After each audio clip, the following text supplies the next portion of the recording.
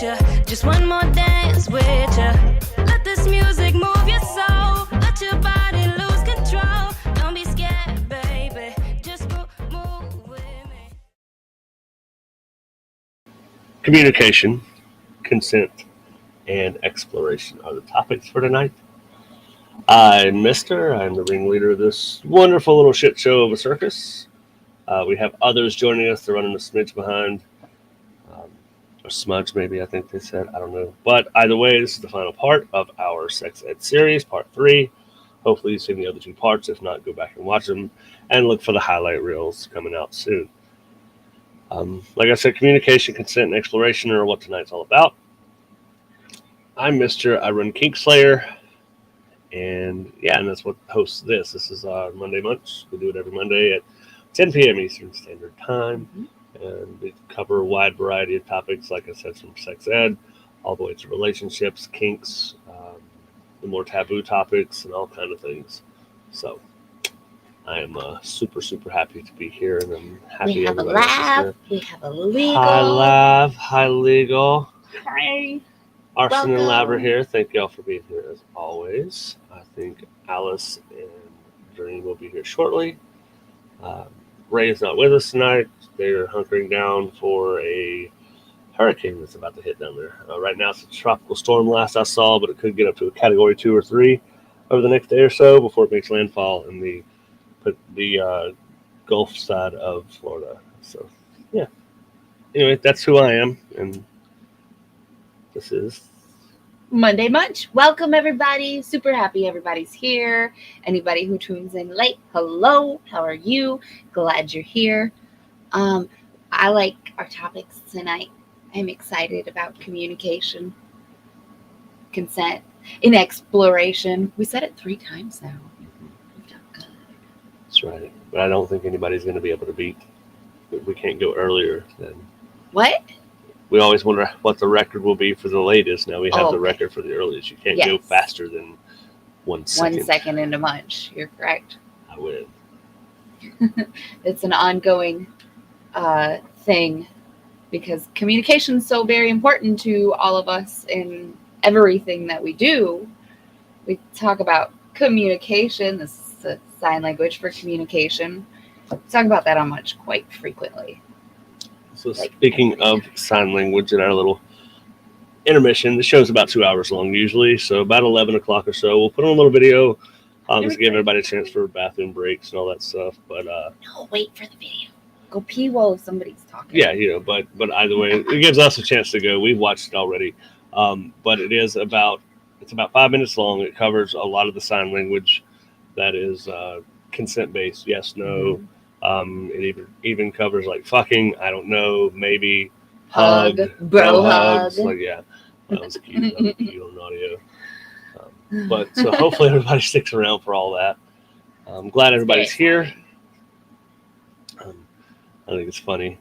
I'm not sure if Arson is, if I remember right, Arson is a partner of Alice's. Either way, the 2 people that are here for Alice for sure are here before Alice is, and it's great. I love it. It's pumpkin spice season. It is absolutely white girl season. Not a sponsor, but it probably should be. Which means we are like 2 months away from yoga pants and fuzzy boots. Oh, okay. And my eyes will not go above waist level for like the rest of the year. Coming out of sundress season. Mm-hmm. That's when it goes into from yoga knee pants level and fuzzy up. boots. Got it. I'm absolutely a pervert in real life. Let's go put that out there. Not worse than me, though. Oh, no, not even close. No. Mm-mm. So couple key points we'll talk about tonight once everybody kind of gets in here is the ways you communicate. We're going to discuss, using like proper anatomy terms. That way, in the event of something bad going on with a kid or something like that, they know how to say the word penis and vagina, and they know what that means. Talking about your sexual readiness as puberty rolls on. I mean, I ended up losing my virginity at a very young age, and I was ready for it. I knew I was ready for it. Hi, Ray. I knew I was ready for it. Even looking back, I would still say that it was a conscious decision made, not just made because I wanted to find out what sex was like. Weren't coerced into it, or No, absolutely not. It was a birthday present. You don't turn down birthday presents, okay? Especially one that no one else can ever get you. I mean, there is that song. Well, you can have birthday sex, but the birthday sex for the first time, you can only have that once. That's pretty awesome. So kudos to her. Right. Hope she's doing well. My birthday's in 2 months, in a month. We'll talk about how to, we talked about it a little bit last week, but STIs, disclosing things like that, having those conversations, birth control, whether, if you feel like you're responsible for it or not, or how that works out. Everything at the end of the day will come down to just generalized communication. But it goes deeper than that. That's just kind of a way to sum it all up, is to say communicate. But how you communicate is just as important as to what you communicate. We'll cover consent. Consent is always consent is fries. I never remember what fries is off the top of my head. I know it's freely given, reversible, idiot proof. No. Hold on just a second. Sorry. As always, I'm not. Okay, yeah, so it's freely given, reversible, informed. Enthusiastic, and specific. Idiot proof should be one of them, but I don't think it is. I knew enthusiastic was in there, but my brain got stuck because I knew informed. It was the next word was an I word, and I didn't remember the informed. But real quick though, good. Glad you're safe there, Ray. Wherever you are. I was watching a little bit of the weather when we went to pick up our coffee earlier, and they were showing how the Gulf Stream, with it warming up, is going to clash with that tropical storm, and it's going to increase the power of it as it approaches the coast of Florida. So absolutely be safe. Or they're completely wrong. Please. Or they're completely wrong. But they're only wrong like here. Honestly, yeah. Let's I mean, not to be the Debbie Downer here. They're only wrong about us getting snow. We've got company. Hello. I heard that there were 2 people here for me. Absolutely. 3, if you count Ray. Well, Hello. Sorry, I was late. Life happens. There's far more important shit than me, I promise.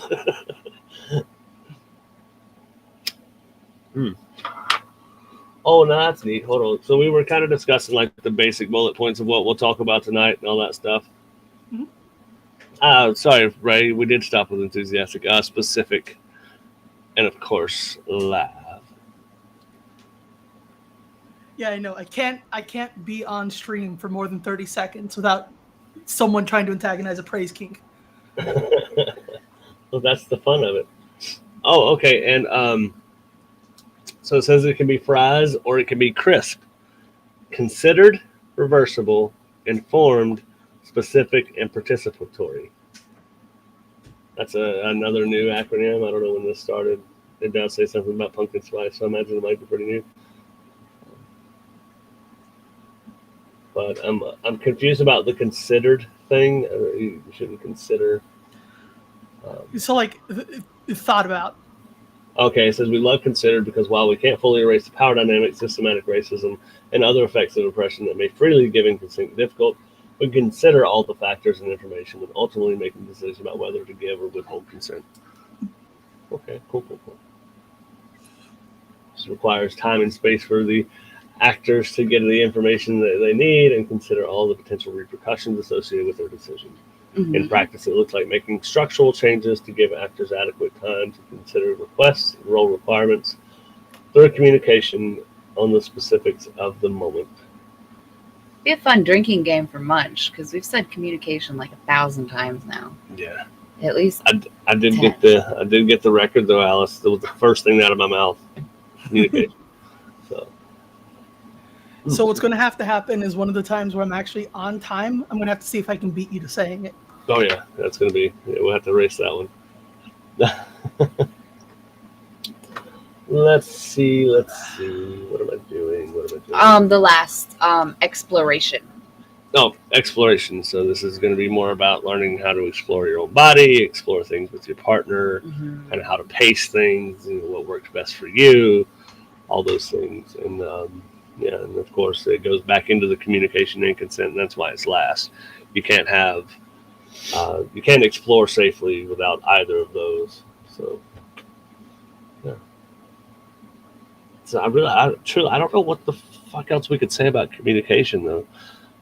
We talk about it every week, but specifically in sex ed terms, I guess, wrapping it back up to the first week, anatomy, what I said earlier was it was super important for even children to know proper anatomy, you know, terms just in case they need to use those terms for a very serious reason.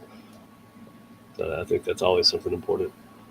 But in the same breath, you're not wrong if you and your partner want to have nicknames or different things to say for different acts because maybe you have little ears around or just company or just people that don't need to hear that you want to go home and get railed. Rhinoceros. It's subtle.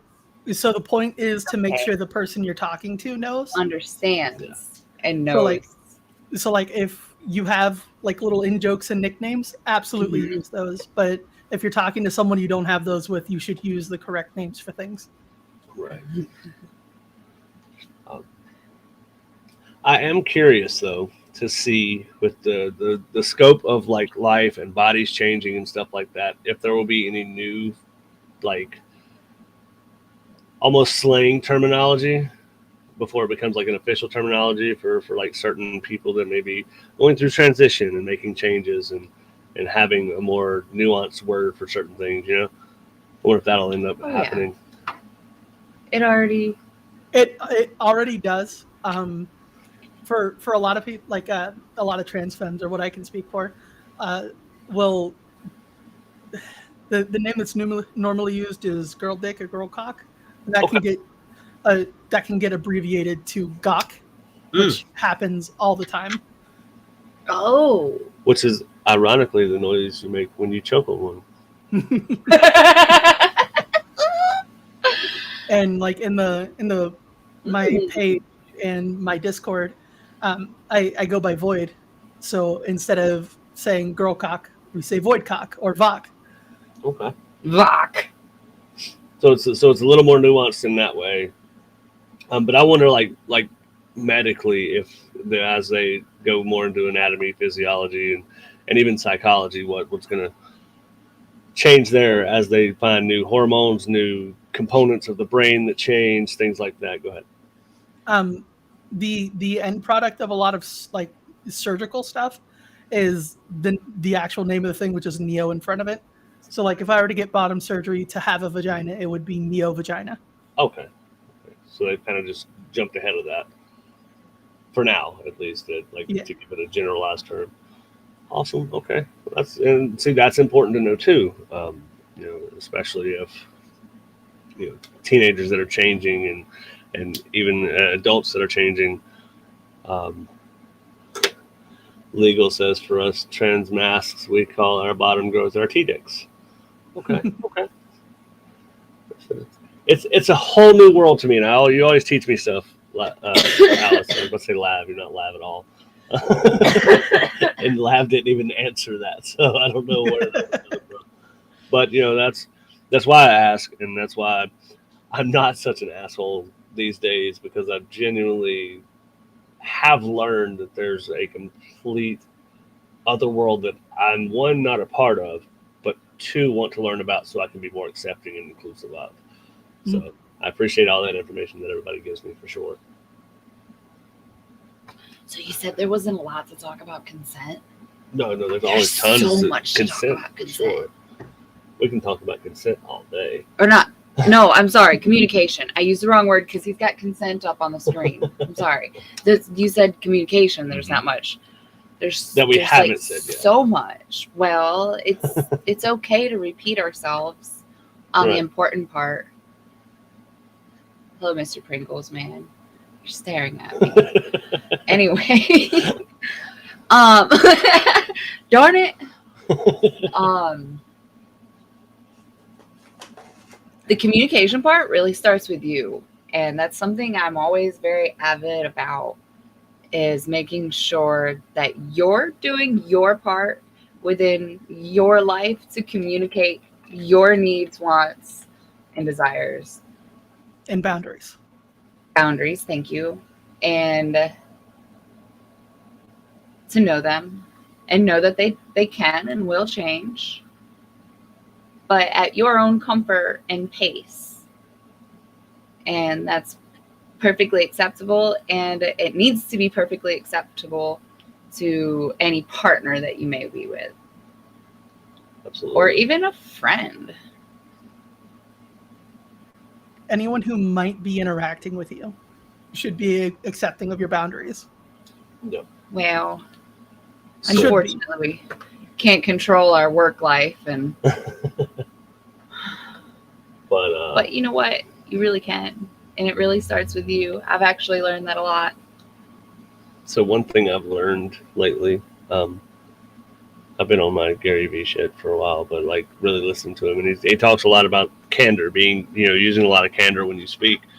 And New word for me. it is like, I mean, I've known what the word is, but I'm trying to incorporate it more in my vocabulary rather than just saying I'm brutally honest or I'm just an asshole that's going to tell you how it is or whatever.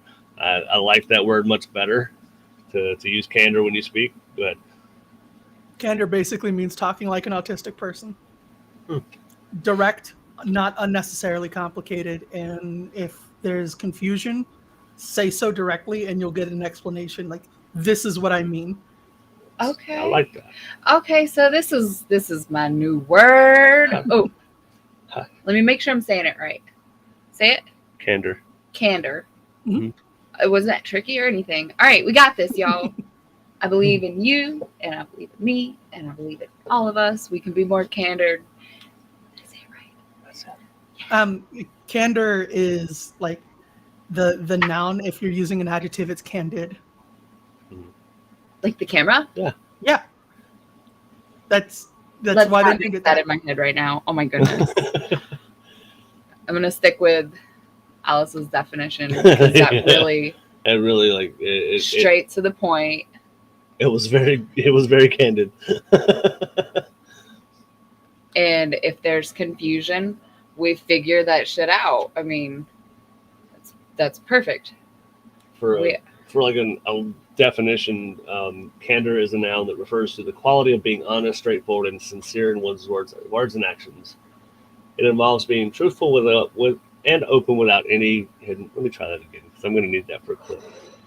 Candor is a noun that refers to the quality of being honest, straightforward, and sincere in one's words and actions. It involves being truthful and open without any hidden motives or agendas. It is often associated with integrity and authenticity.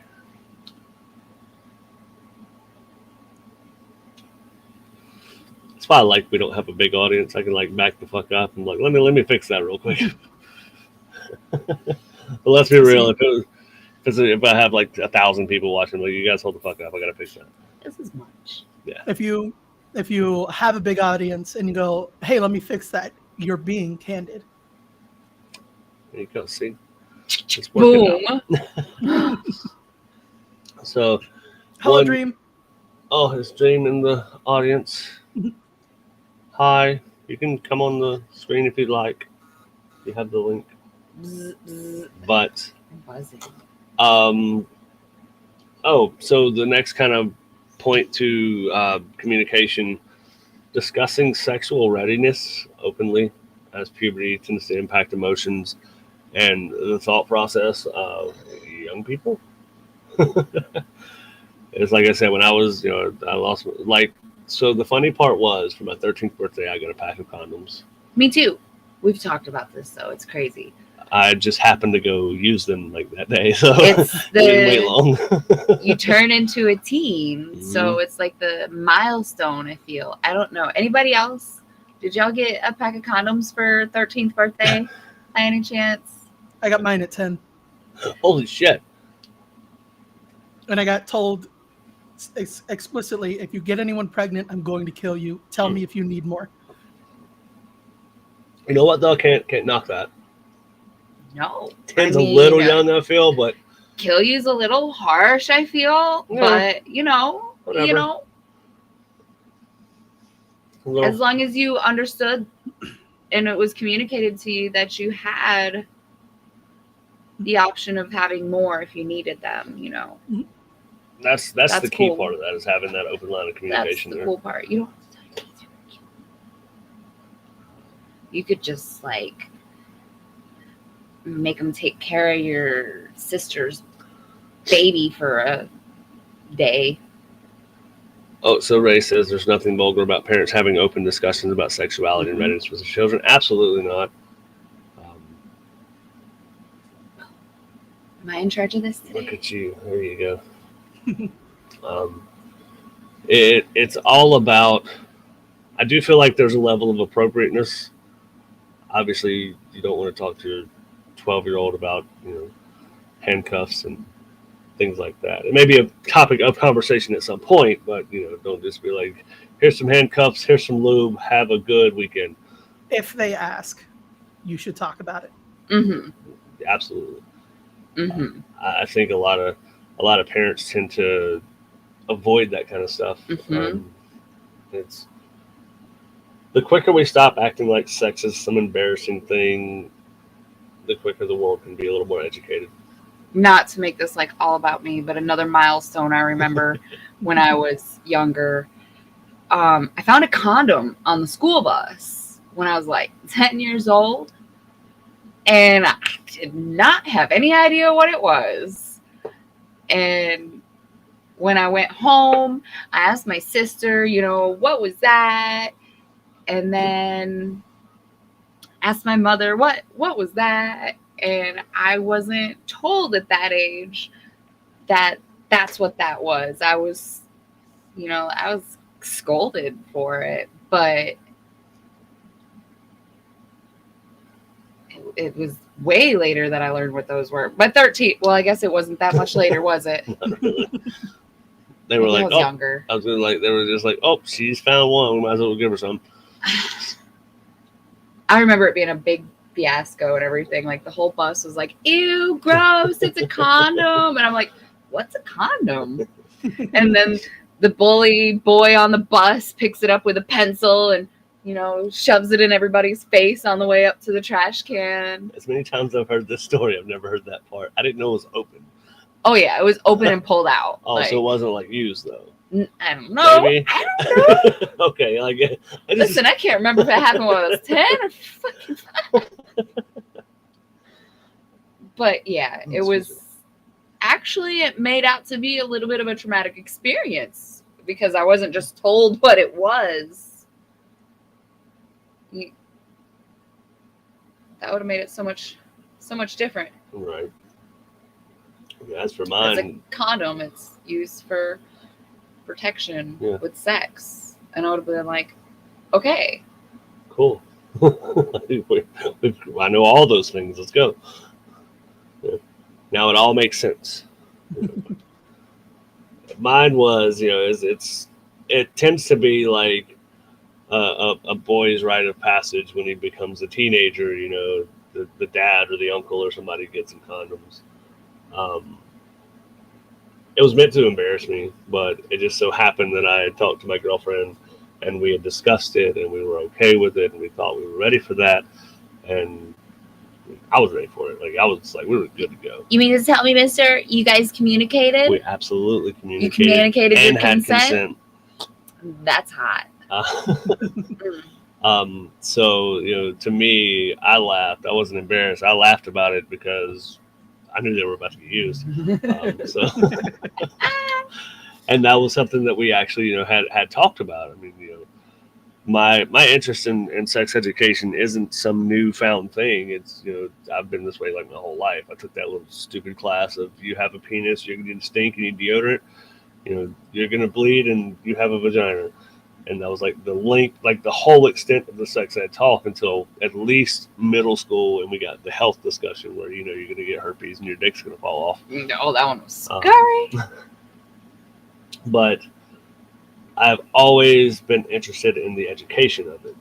to learn to make sure that I'm doing the right thing, and how things should work, how to do things properly and stuff like that. Um, so I've taught myself quite a bit. I've forgotten a lot probably, but It's okay for refreshers. oh, And absolutely. that's a lot of what all of this is. Teaching ourselves, others, refreshing. So now, do we feel like we should wait until a child starts puberty or is approaching puberty? I know that the age is so varied now. I've seen reports of kids as young as like 7 and 8 starting to go through puberty. As late as like kids that are like 14 that haven't even started puberty yet. Like, do you just give the conversation first, and then as it happens, you just talk more about it, or do you think you should just wait until it starts?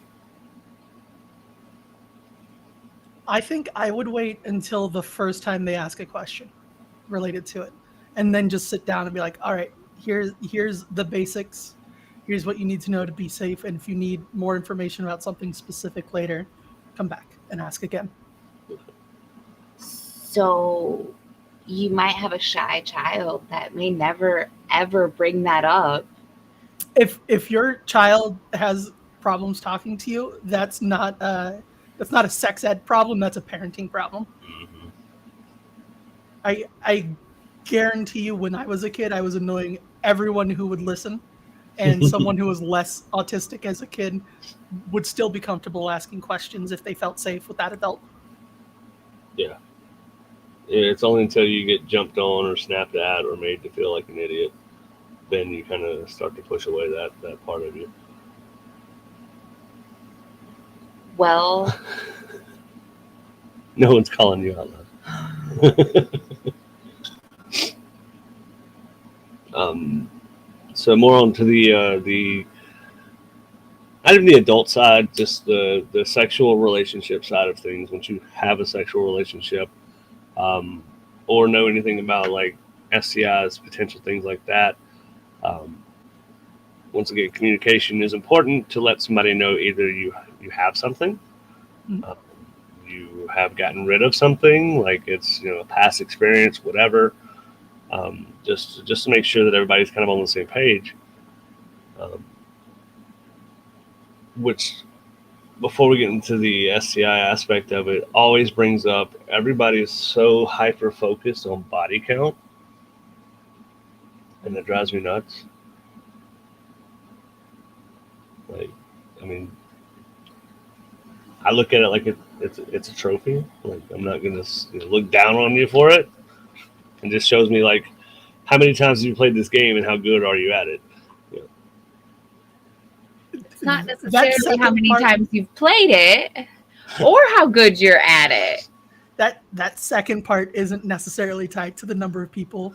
That could be how many people you've disappointed. You silly goose.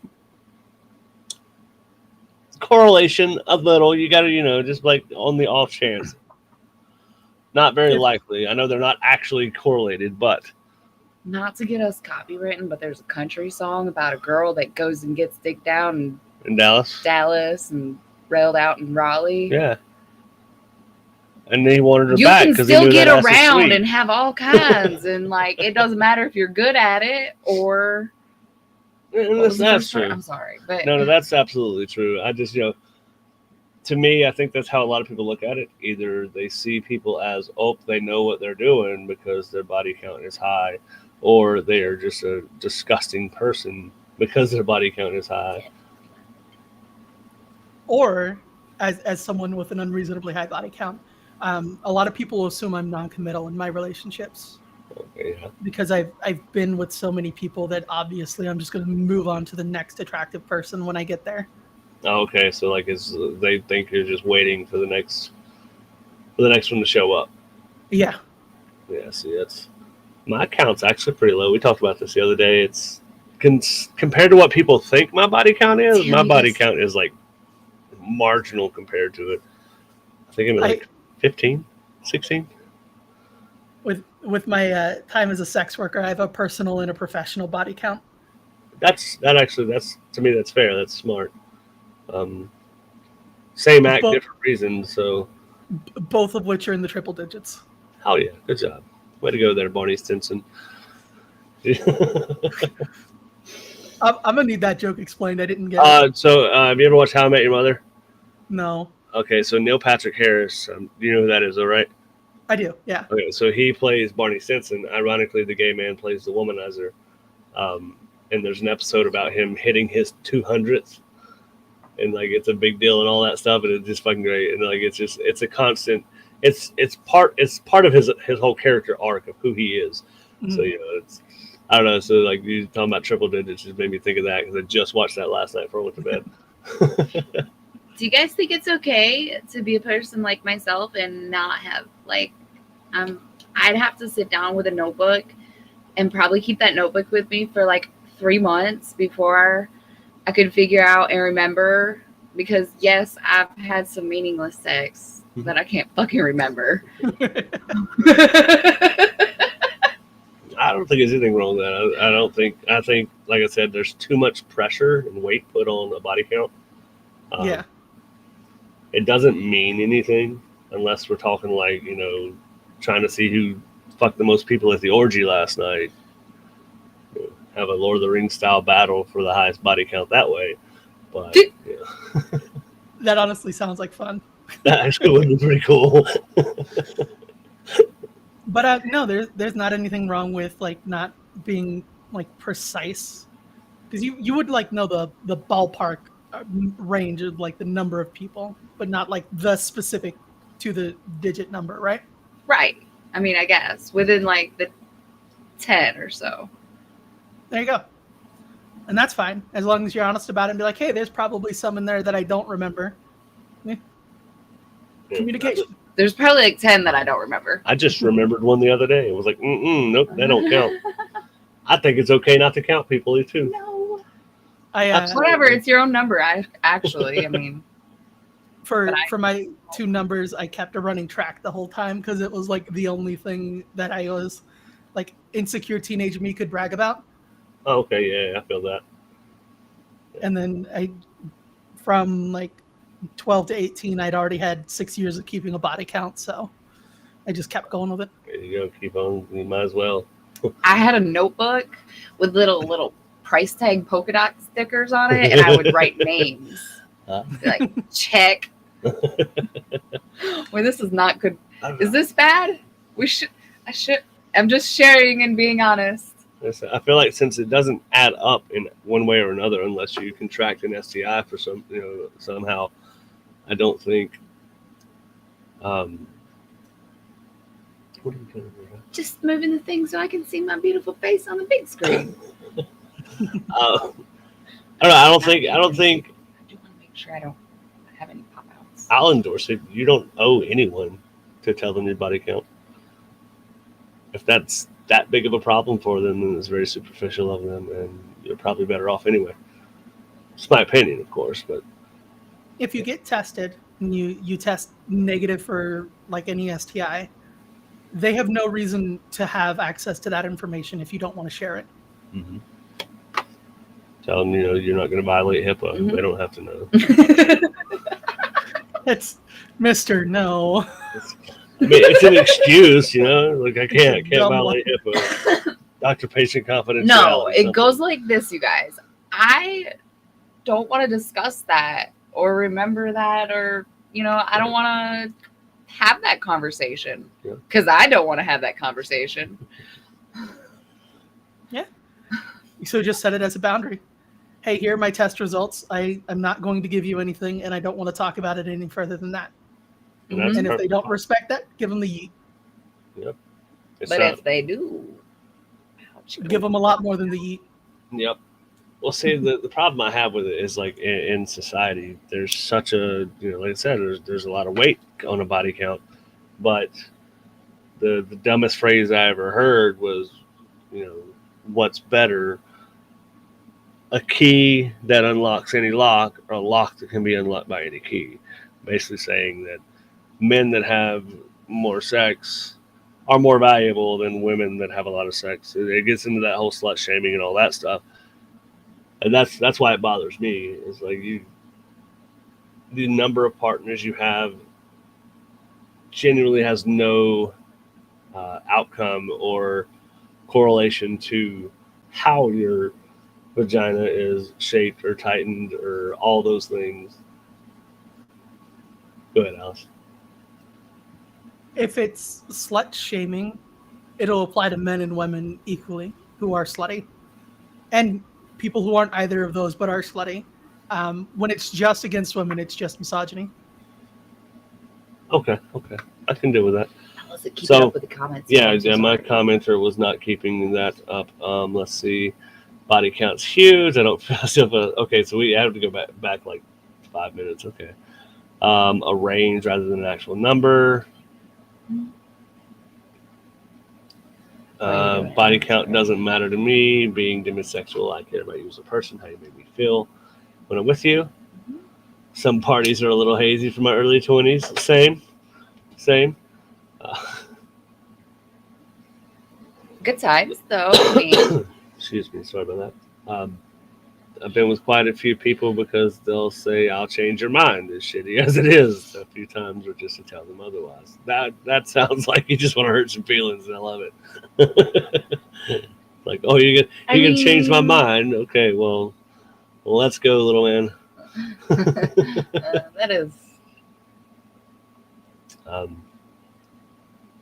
That's allowed. Get tested. That's so Allowed. stupid. Okay, I like that. I'm not comfortable talking sex most of the time outside of safe people. Even then, it makes me uncomfortable. So I would tell, if I was asked by a close person, I would. Okay, that's cool. And that's once again, that's your own boundary. Mm-hmm. So, like, as a person outside of that boundary, if someone said that to me, that means don't ask. Mm-hmm. Hello, Matt. Thank you for joining. Hi. Hello. Let's see. So communicating about like birth control. I think it's your decision. It comes down to like to me, it's the women's rights. It's right in there with the abortion issue. We can discuss it, but ultimately it's still your decision. If you want to be on birth control, so be it. If I want to have kids and you don't want to, then our relationship needs to be reevaluated. If you don't want to go on birth control and I want you to, then I guess I need to wear condoms and go get my own vasectomy. Like I have options to make myself. Go ahead, Alice. So what birth control is and isn't in place needs to be discussed. And like that needs to be something that's agreed to by both parties. To an extent. Yeah. And then when you have like, if someone's saying, I don't want to get pregnant, I'm on the pill. If you're going to fuck me, you're going to use a condom. Those are boundaries. And like, those should be communicated and respected. 1,000%. I like where you were at with like the relationship should be reevaluated, because if it's a deal breaker for someone, that doesn't mean the other person should compromise what they consent to. Right. If for some reason I absolutely had to have sex without a condom, and when Jen and I had that conversation of starting to wear condoms, if I absolutely had to have that, it would have been, okay, maybe I need to look into having an additional partner for my sexual needs, and you should look into the same as us being, non-monogamous. But in like a monogamous couple, that's a little harder to navigate. Not harder, but it's a little more abrasive of a navigation. It could potentially be the end of the relationship. Mm-hmm. So that's something to keep in touch. If someone's forced outside of what they consent to, it's assault. So it's better that relationship end than one person or the other be assaulted. Mm-hmm. Every time.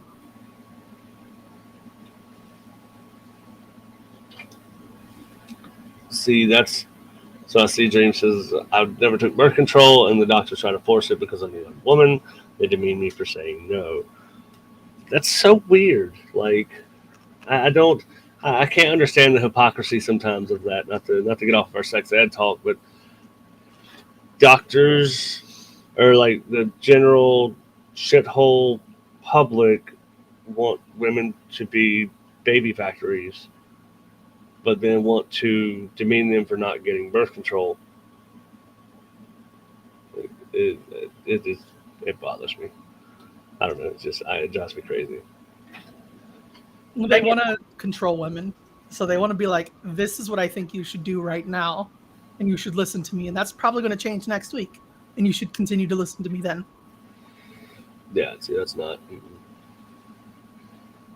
Arson says I was on birth control briefly, and it absolutely wrecked my insides, and I absolutely hated it. Now, see, it's we kind of touched on it a little bit last week, but the changes that your body goes through with Hormones. yeah, like the birth control. So, and then honestly, you have non-hormonal, but your body still has to adapt to certain things.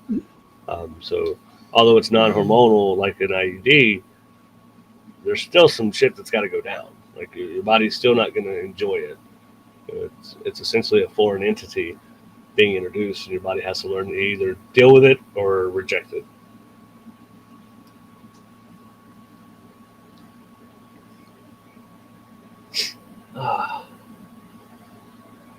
Ask for consent frequently as comfort levels can change. That's not just like for new dating situations. A lot of people tend to think that once you're in a relationship, consent is just guaranteed. No. Not even close. I do think the conversation about consent and testing, like boundaries and where you're at, not necessarily testing boundaries is not the word I'm looking for, but dipping your toe in the water to see if you're ready for the next level and stuff like that. Exploring. There you go. Exploration. God, I'm a fucking idiot. It's only a topic of the show. But I think that becomes more frequent in the first, in that new relationship phase, that first 6 to 12 months, I would say. Not the NRE and stuff like that, but just the getting to that bond of moving things to a different level as you learn more about each other. So, multi-amory? Is that who has the check-in? What do they call it? Radar. Yep, that's what they call it. So check out the Radar episode for your monthly check-ins or bi-weekly or whenever you feel the need to have those kind of conversations with your partner. Go ahead, Alice. Matt asked, what about if your consent changed? Communicate it immediately. Even if go ahead, sorry, Alice. Like, even if you're not in the middle of like a sexual situation, and you're just like, hey, I'm finding myself uncomfortable with this idea.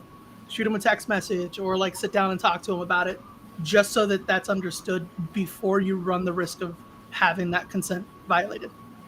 Absolutely.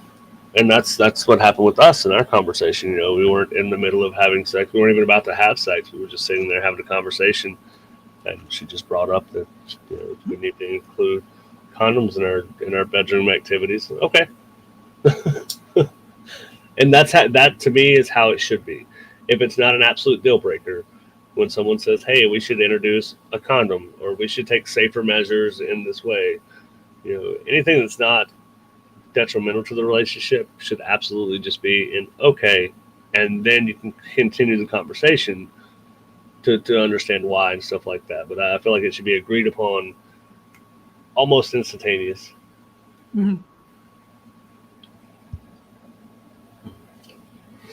I think I've got some things on our list for the rest of the shows for the year. I think I'm going to switch some up. I'd love to have one on NRE, a new relationship energy and stuff, especially since like we have Alice and they don't have that. NRE doesn't really go away, and that's like a good thing. Is it not there or doesn't go away? Which one is it? 6 of one, half a dozen of the other. That I'm always excited to be around the people I'm dating, and that doesn't stop or taper off or go away. I just change the level I communicate that to their boundaries. But inside of those boundaries, it's puppy energy, I think is what we called it last time. Yep. The entire time. And that's fantastic. I think that's wonderful. I think it's good to have that perspective, because there are some people that just don't feel that until, I would, correct me if I'm wrong, Ray, but like in a demisexual relationship, you may not feel that until you feel that connection. So once that, it may not start with the NRE and the puppy energy, but it could absolutely develop depending on the relationship and situation. Mhm.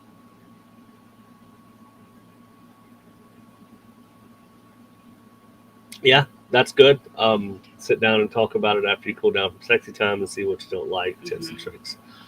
That is an important, you can't take away from the past, but you can prevent the future. It's a good one. I like that. But I do think that's important too. Like a scouting report for football, go back and I watch knew film. that's where your brain was going. Let's go back and watch film. Like Watch you see the you see where you reels. touched me there with that, and don't do that again. No. So obviously, you should be making sex tapes so that you can go back and do the scouting report at the end. For educational purposes, right? Only if you are of legal age. And everybody consents to it. I might have to Yes to both. preface all this. That sounds like fun though. Which brings in the Mr. Moment question. Oh. What if you're in a one-party state What? Oh. and only one person has to know about your recording? All right, Mister. Mister. Think That's still fucked up when it's sexual, right? Absolutely, it's fucked up, but I'm talking like legality. If it's a one-party state, you're still making porn of that person, which is its own separate measurement. yeah, that's what I You was are thinking. absolutely It's- correct. Thank you for Because one, Porn is badder than Yeah. just like a one-party consent is for recording the audio of a conversation, not videoing someone, not taking pictures of them, not making a sex tape against their will or consent. I just had to have that intrusive thought come out. Yeah. I'm glad I could tell you your intrusive thought was dumb and wrong. Absolutely, that's why I let them out. Yeah, see, so Ray says I don't feel the NRE until after that emotional connection. So, it's different for everybody depending on their level of romance, their level of attraction, and all those things. So it does bounce from person to person. If you want to listen to the Radar episode of Multi-Amory, it's their episode 147. It is literally called Relationship Radar. They have a little thing you can download, a little template. So it might be something neat to look into one day too.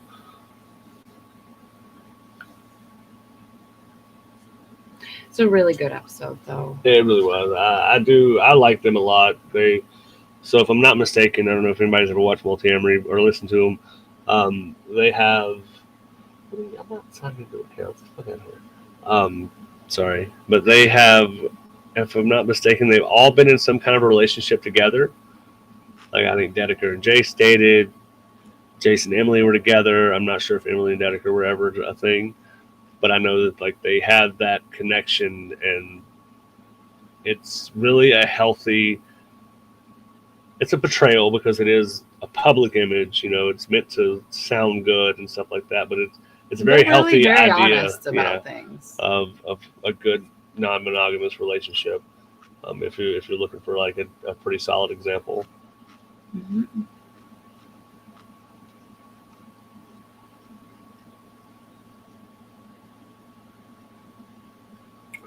Gotcha.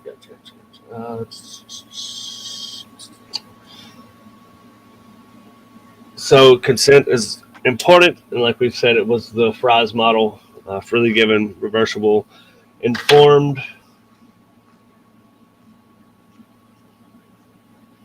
Enthusiastic. Yes, I was going to say excruciatingly irritating to remember, but enthusiastic and specific. You think as much as I'd say this stuff, I would remember it. But that is almost the requirements for it. And like I said, we have also the new Chris model, which is essentially the same thing, but I think it's meant to be more of a professional version than anything. I guess in the context that I read it in, I didn't read the whole article, just what they were talking about, and they talked about like actors and performances and roles and stuff like that. So And it could have been a whole metaphor. Who knows? Somebody could like look up the article, I guess, but then you would know. But I don't know because I didn't read. I skimmed the headlines. Okay, let's be honest. I get my news from the headlines. Bless your heart. It works. I don't need facts. I just need to know like the idea of what happened. I'll make up the rest. Meanwhile, he will sit and fucking read articles and dig and fucking look up these facts and be like, are these people fucking telling the truth here? Mhm. For like hours and hours and hours. She's got to catch the right. Yeah, it's got to reach out and catch the right neuron in the brain for me to go. All right, we're gonna dive into this for the next hour and a half. Figure out if it's real or not. I can honestly say I got caught up in NRE, let it make life-changing decisions when I shouldn't have. That energy, that puppy energy, is really dangerous if you don't know how to regulate it. And like Alice, with them always being in it, it's something that doesn't have to be regulated because it's a standard. I mean, it's just how you are. So, go ahead. It does need to be regulated. Okay. I have this hopeless romantic streak, so that and puppy energy together. If I don't like sit down and go, all right, is this decision going to hurt me long term or is it going to affect my goals? Then I'll make impulsive decisions that are a lot bigger than they should be. So that's something I actually put a lot of work into regulating in terms of the big decisions. Okay, that's fair. That's my misjudgment there.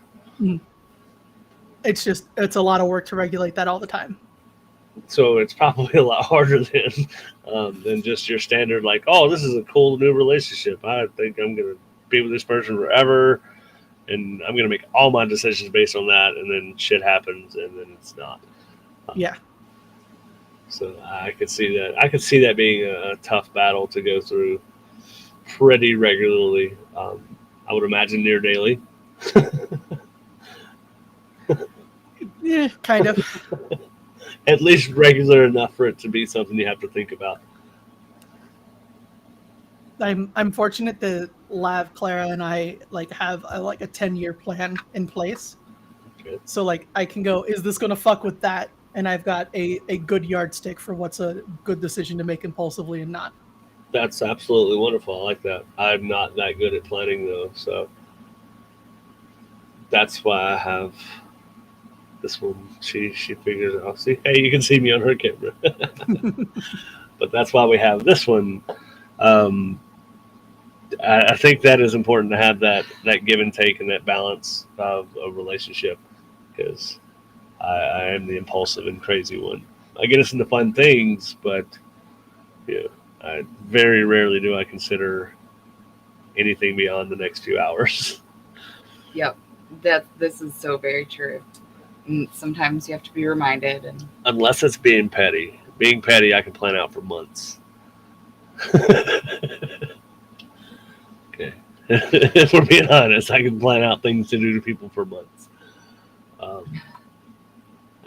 But I think that's essential too, is that having, and that's what I like about non-monogamy, is you're able to almost, it's a Build-A-Bear. You get to add all the exact things you want to it, and what's going to work best for you as long as it works best for everybody else. And I think it's why I fell so in love with polyamory and non-monogamy, is because I can depend on myself, but I can also have others that want to help me be a better person overall.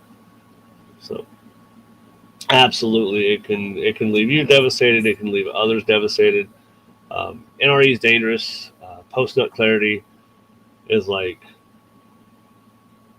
the closest thing I could say to coming out of that honeymoon phase, where everything sounded like a great idea, and then it just went to shit. Yeah. We could probably do a whole episode on post-nut clarity. All right. See, I'm getting ideas. Episodes are planned. Well, we can you plan them; they're staying. Well, that's where I am the chaotic the new one. ideas I will change some shit around. Your new episode ideas can go at the end of the line, when they can have their turn when everything else is done. That's right. But they're new. and I'm excited for them, and I want to put them right in the middle of everything. See, there it is. There's the puppy emoji right there. One neuron that you said fired that 1 week It'll die. made a whole schedule of munches for us, and we should stick to it. Absolutely. Because we've told people if they're interested in the topics to come on and join us. Well, when they show up and it's not that topic, surprise, motherfuckers, that's just who we are. No. That's who I am. Not who we are, who I am. If I showed up onto the Munch to find out that you changed the topic last minute, I would sign off immediately. I know you would. So if we ever need an Alice-free night, we just change the subject last minute. Jerk. I didn't say we needed one. I said if we ever needed one. Or you could communicate and be like, hey, Alice, take a night off. Yeah, that's that's absolutely the better way. That does sound pretty good, doesn't it? But if we need a princess night away, we'll talk about having babies and cream pie fetishes. Ew, gross. See?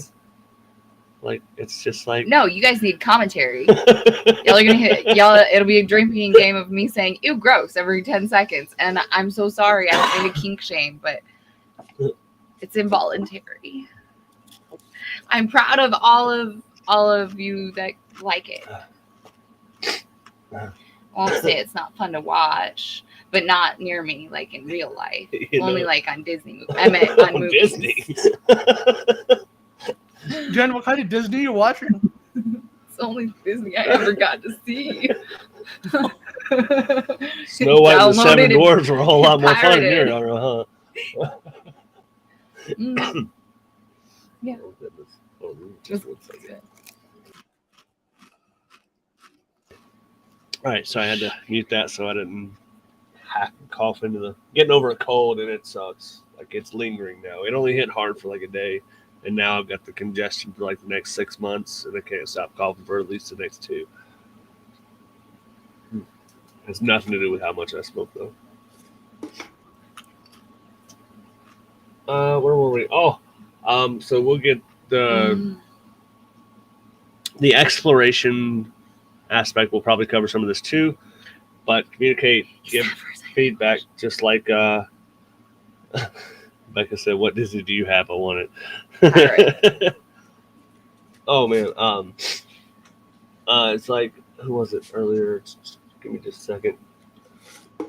Was it Dream that was talking about earlier? Yeah, what feels good, reviews, watch film. But being able to, you should be able to have that open line of communication with your partner to be able to do so. Will your partner judge you for some things you say and want to do? Absolutely. It's human nature, unfortunately. It may not be like, oh God, you're the sickest person ever, but if they are, then you probably don't want to be in that relationship. But they may go, I'm not sure I want to do that. And that's just them communicating their boundary. So once again, it becomes, how much respect do you have for each other? So I highly recommend doing your homework with each other, with exploring, before doing crazy acts of anything. It really doesn't hurt to learn about it first.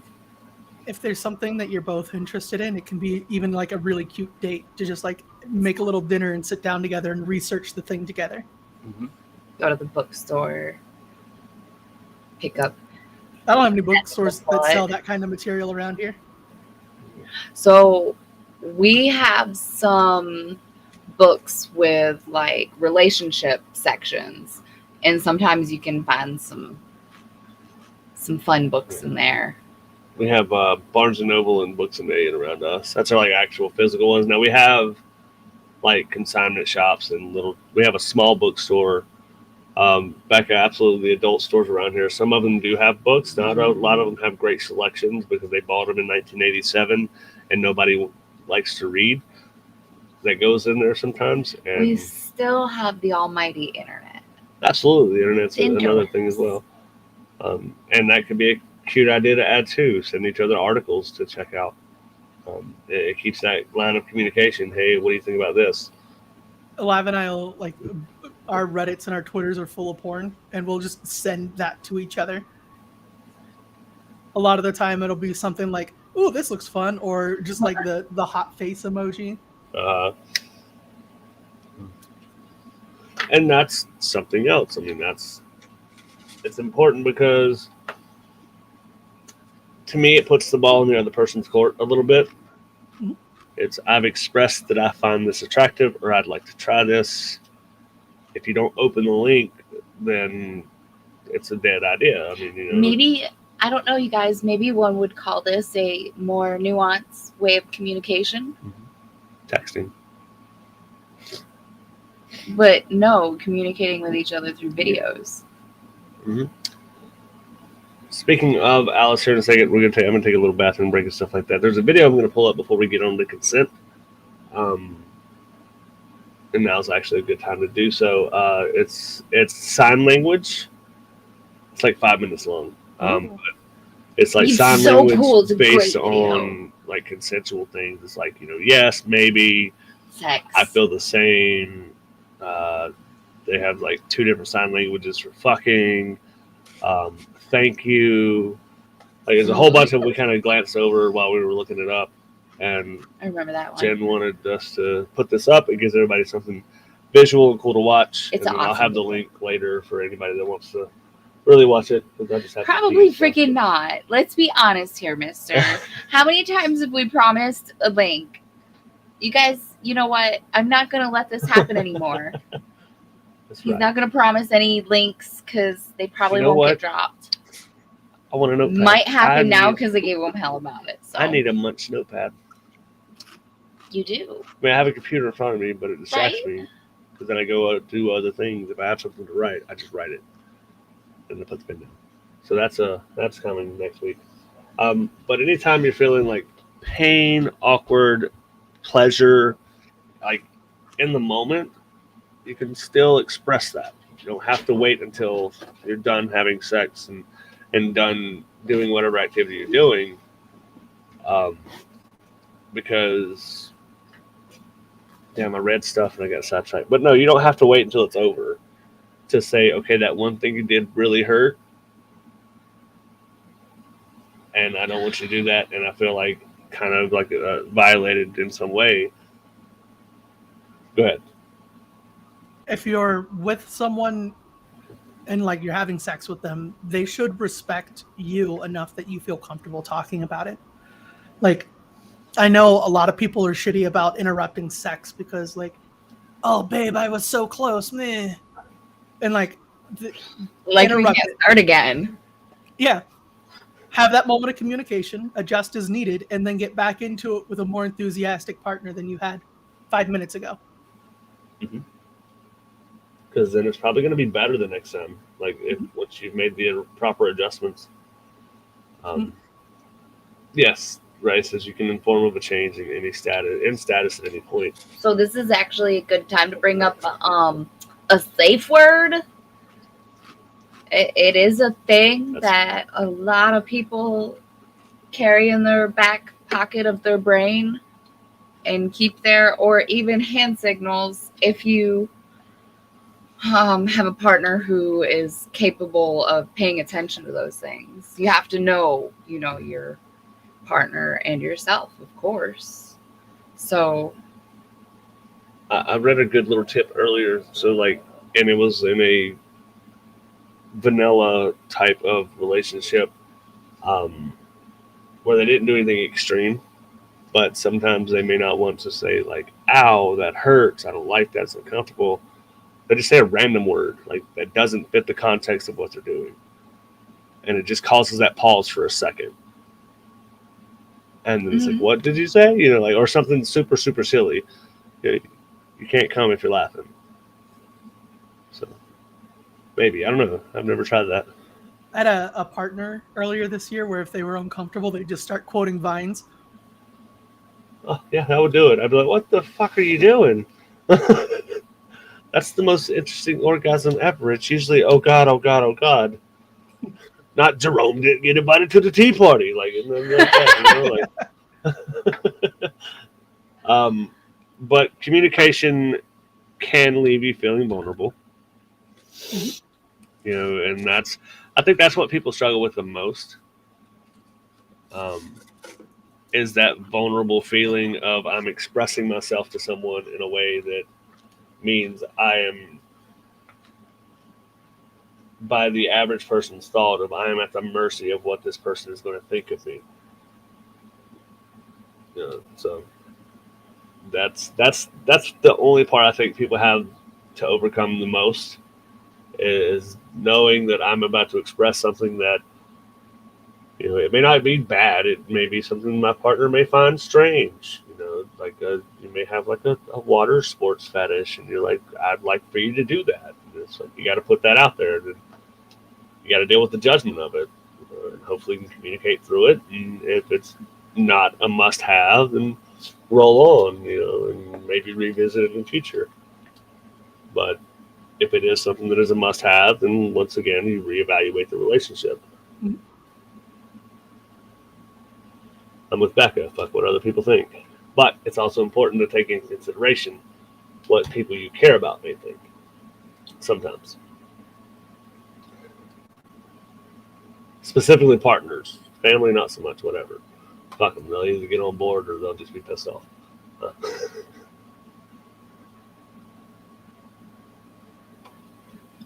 Yeah, so that's another good one. I think we need to revisit that topic. That's something else I need to add on. So we've got NRE, radar, and now like safe words and stuff. Will be another good conversation to have. We keep it up. I'm going to have like next year scheduled too. It's going to be great.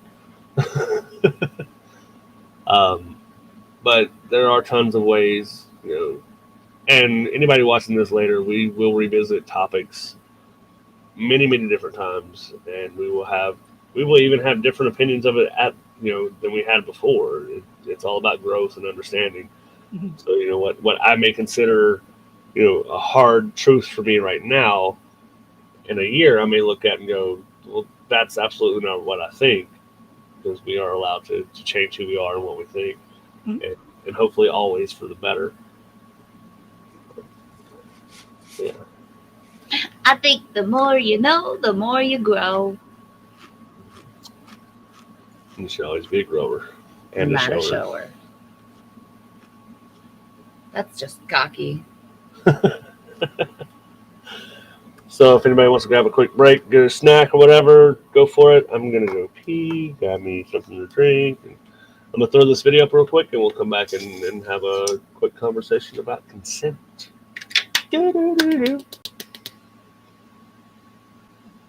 Oh, that was not as cool as I thought it would be. I was hoping I already had it ready to play. Okay. It's in the middle of it. Oh, okay. No, it's not. Looks good. Okay.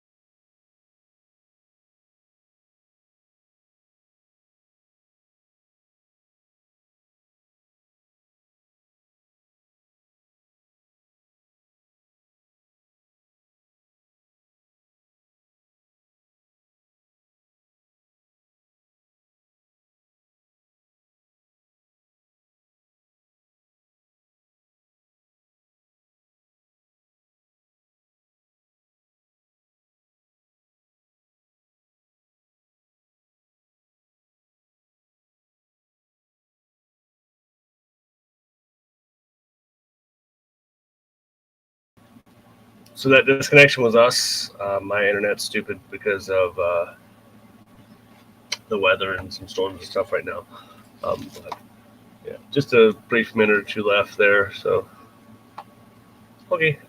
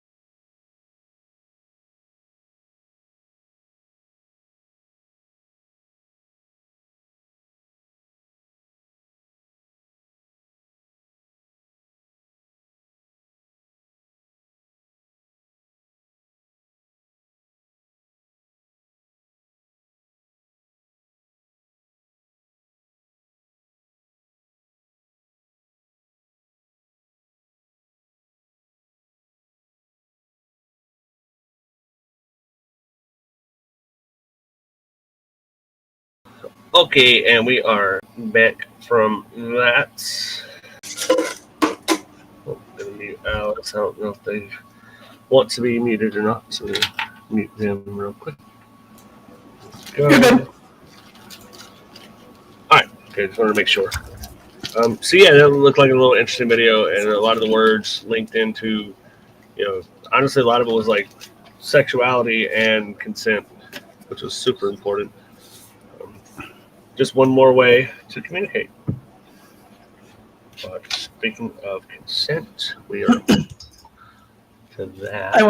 I wanna derail things for just a second. Go for it.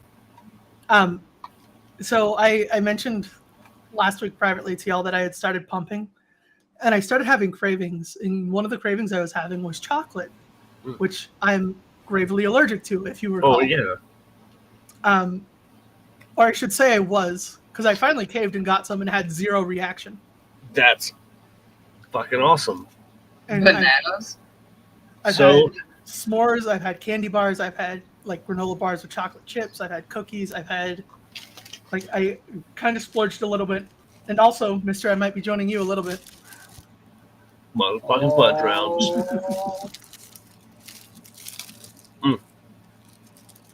Hell yeah. That's great. I'm so happy for you. That's like the best. If you ever need to see evidence that you're changing even to more of a different person, you can now have chocolate. I'm so stoked about it. We're going to test out the other lesser allergies at some point too. That'd be cool. Yeah. Oh yeah. And see what else has changed and or stuck around. That really is nice though. I'm glad you can enjoy stuff like that again. Me too. I have missed having fudge rounds. Yeah, I don't think I could live without fudge rounds in my life.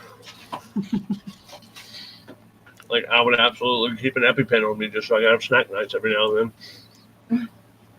All right, so I am finishing my little snack here. It's not a snack, it's actually my second dinner. Had a smothered burrito from Taco Bell, and now I'm having Japanese food. Ooh. Oh yeah. Haven't had I ate Japanese a lot.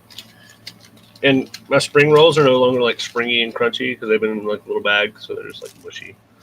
So those are delicious too. I'll eat the shit out of them. So, consent. I think we've covered it like throughout this whole thing anyway, but we talked about fries, we talked about crisp. So one of the notes here, I don't know why I wrote it this way, but ensure you both fully understand anatomy.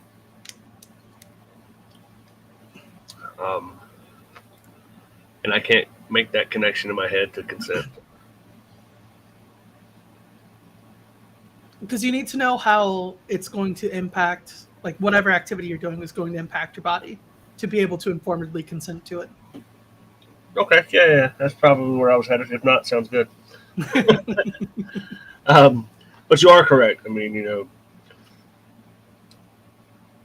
it goes into so more specifically, someone that's trans may still have their uh, manufacturer's equipment. So if you're openly and willingly dating someone, and okay to know that they are a trans femme or trans mask or trans man, trans woman, that's an important conversation to have. It's like, yes, I know you're trans. That then, well, I'm trans, but I haven't gone through a whole transition. This is what's still left. Go ahead, Alice. You can cover this a hell of a lot better than I can. I just want to jump in real quick and say that you don't say full transition, because like there are trans people who keep their manufacturer's equipment, right? For some people that is the goal, but to say you haven't gone through a full transition because you haven't had bottom surgery is something that's called trans medicalism, which is really gross when it's done on purpose. And it is used to kind of other the trans people who don't want to go through that surgery for whatever reason. Okay, cool. Okay. See, I didn't, once again, something else I just didn't know.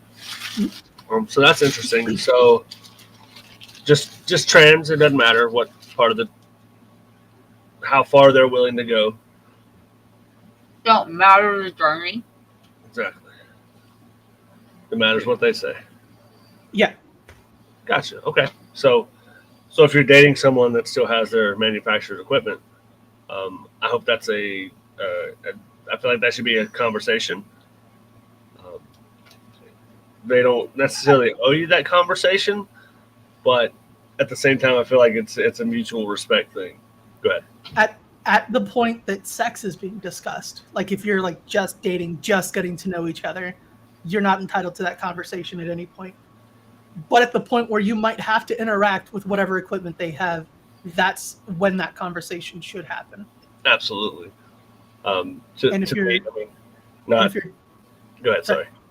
If you're dating someone who's like openly trans, or someone who's like in the closet but lets you know they're trans, you need to let them know whether or not their original equipment is okay.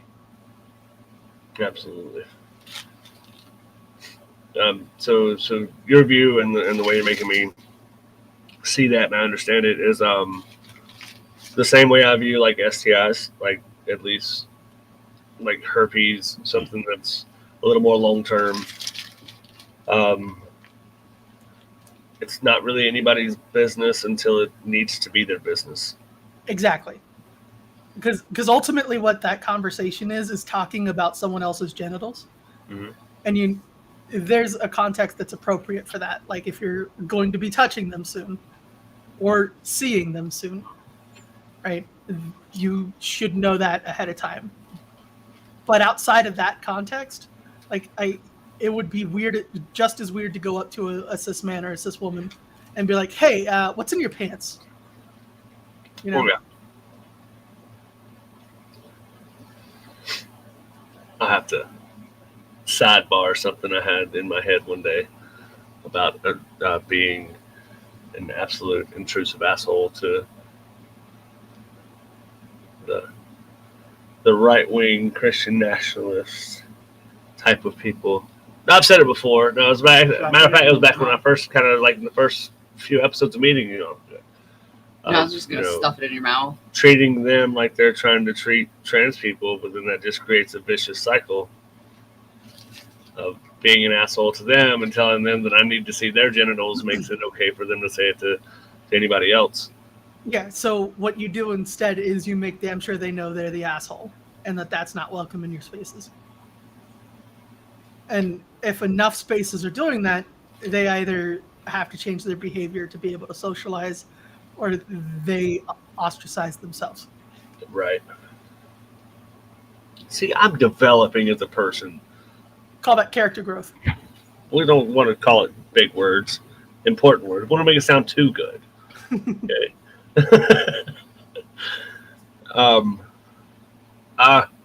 This is a good one. Don't assume consent is still given based on prior hookups or responses. What you two drunk texted each other in the middle of the night last night may not fly when we get together for lunch later. It's all about testing the water. And I'm sorry that your kiddo gets that. Honestly, that's just shitty people being shitty. What? Ray's comment there. My kiddo gets that a lot from family. Until you have permanent surgery, you're still a girl. Yeah, that is shitty. And Ray, that lightning may be epic, so I need to The have lightning a video is of it. epic here as well. Yeah, it's like been some cool ass lightning holy storms electricity. lately. But I think that's important. Don't assume you have consent based on a past. That's. I feel like that's like a. It's not a no-brainer though. No, I'm saying like I feel like that's like a very important one. A lot of people, or a lot of people, just assume after they're in a relationship that all these things are okay at any given time. You should be at my beck and call, but that's not how it goes unless you're in a relationship that's negotiated in that style. Exactly. And that can be fun too. No, okay, see, Ray, and I agree. As we say, it's all context. We used to have shorts and comments so I can keep up. If you just leave it scrolled right there, it'll come up. Okay. There you go. But in some scenarios, I mean, the attraction and the chemistry and the relationship is still unspoken and known. It just depends on your relationship. I don't know if you're talking about what I'm talking about then, now that I see the next comment.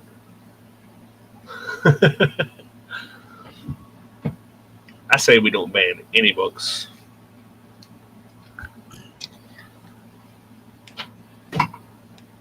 Okay. That's a fair statement, I think.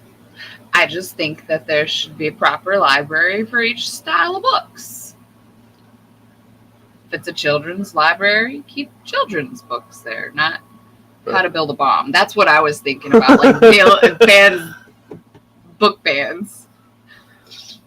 Kind of having You have your religious section. appropriate categories, which unfortunately, as much as it will upset people, means there will be books about sex education in a children's library. There would be all kinds of.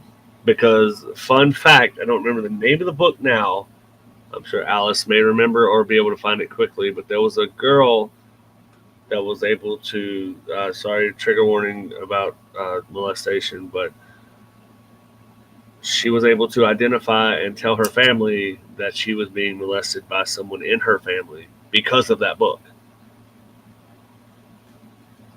I want to say she was like 9, maybe.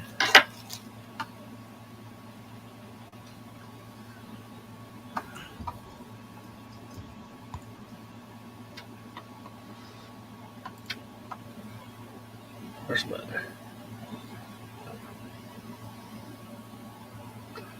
I don't know. Is it safe to say though? I mean, it's a conversation that should be had. I mean, if you used to hook up with somebody and you text them, I'm sure it's not going to be, I'm on my way to have sex. It's going to be a conversation. You're going to talk. I mean, there's going to be some context to it. Usually. Maybe. Yeah, don't be that douchebag. Don't. Again, unless it's something that's already negotiated. Right. Like, if they've sent you a message that says, I don't care how long it's been, you can send me you up and show up, then cool. Oh, you've yeah. got consent. Those are always nice. What do we call those? Back pockets? The Booty calls? no, a particular person in your life Somebody in your back pocket. that you have. A backup plan.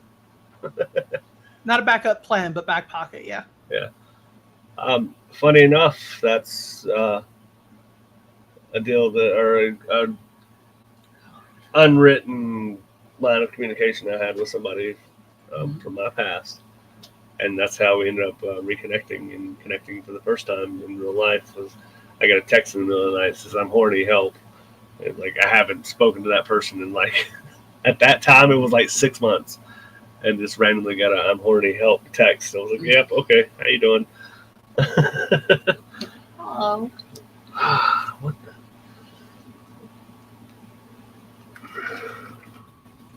Okay. So, is Dream still here?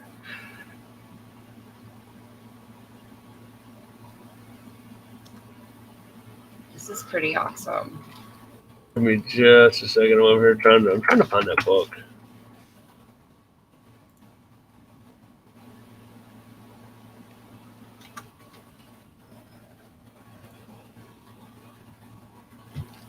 Sorry, I just got some messages that make me very glad you can't see what's on my second screen.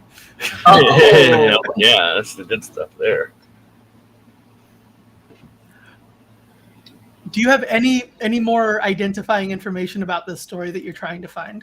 No, and that's what's killing me. Fuck. So, if it helps, I know the book was it was controversial for one because it was depicting like it showed people in like that had disabilities were able to have sex and how women had like it was illustrations, but it was showing how these things happen.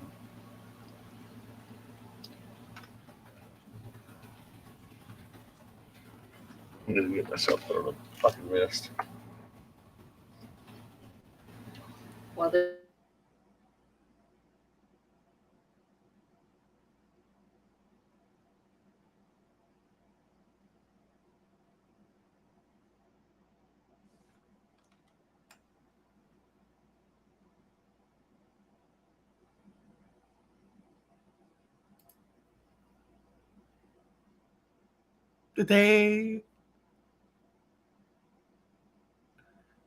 I can't hear either.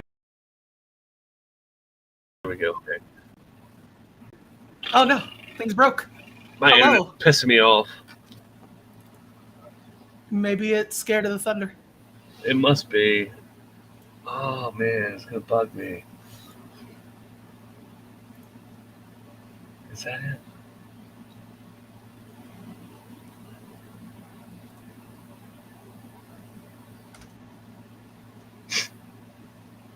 I'm not sure. It's gonna bug me. I'll eventually. Can you write that down for me?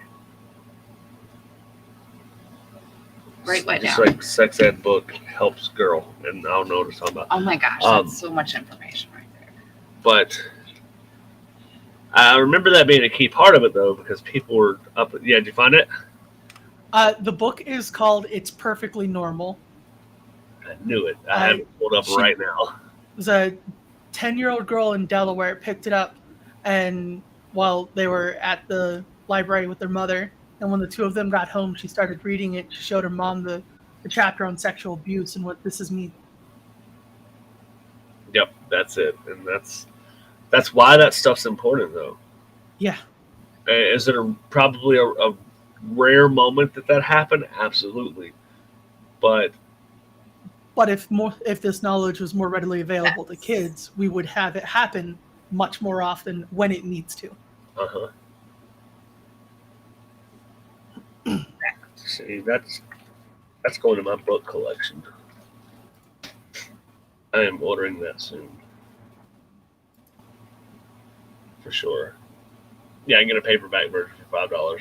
Oh yeah, I'm getting that. Sorry for that sidetrack, guys. Yeah, pals, non-binary pals. We tend to do that. If this is your first Munch, welcome. As always, we do weird and random stuff sometimes. I think that's a really important book to have, and that is going on this. It's called "It's Perfectly Normal." Is the book. Do you want me to write that down? It's Perfectly Normal book. Since you were my secretary tonight. Let's see. I will check those videos out just a little bit, Ray. As we said before, communication, explicitly agree on use of contraceptions like condoms. We touched on it last week about, if you told someone they need a condom and then they remove that condom, That's assault. That's absolutely sexual assault. That's where we get into the shitty justice system, though. Like the likelihood of being pursued is so low, Mm. and it's such bullshit. Still doesn't. Still not fucking right. No, Don't it's- fucking do that shit. No, if it's you not want to be okay a at decent all. human. There. If anybody ever does that to you, anybody watching this, let me know.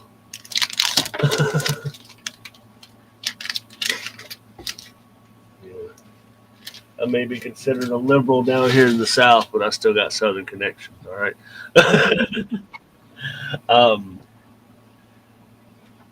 Jesus, I just got off track again. I don't know about Southern connections, Right. but I've got a wonderful recipe for a cocktail I can share with people who do that. There you go. See.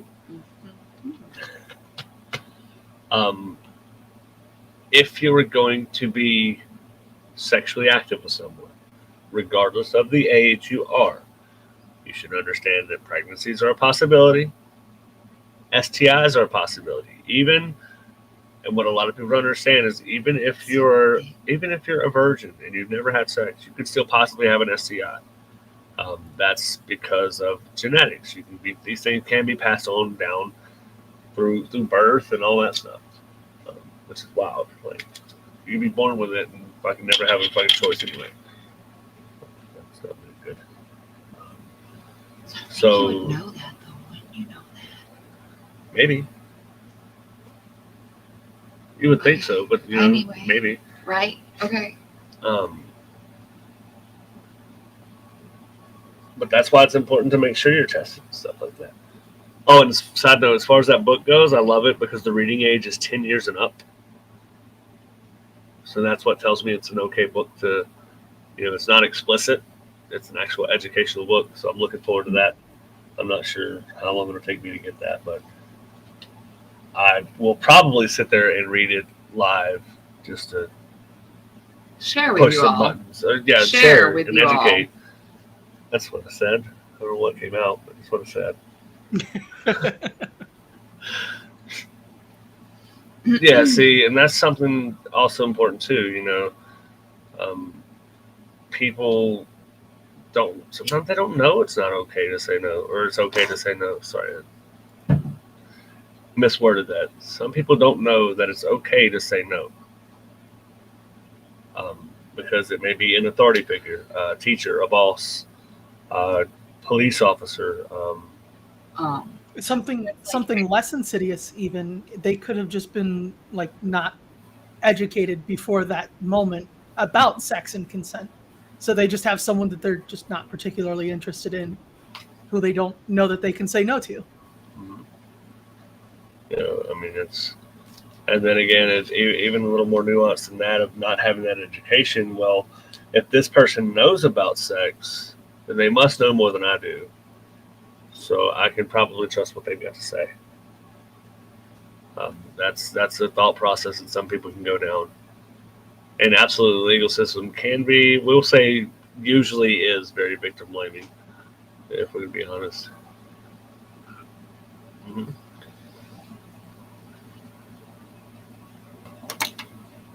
Yeah, so make it clear that the sperm and egg thing has to happen for pregnancy to happen.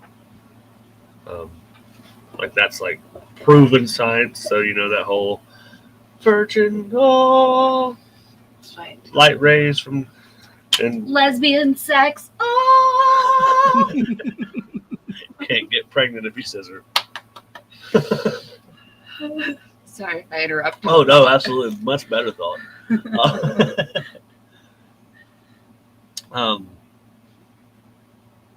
But know those conversations to have,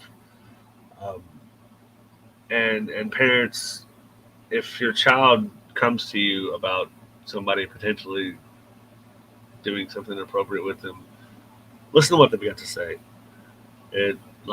Genuinely, just listen to what they've got to say.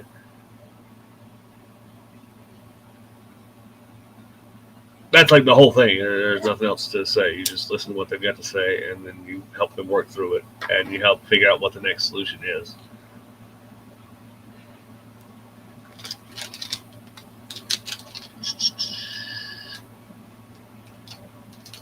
What am I doing here?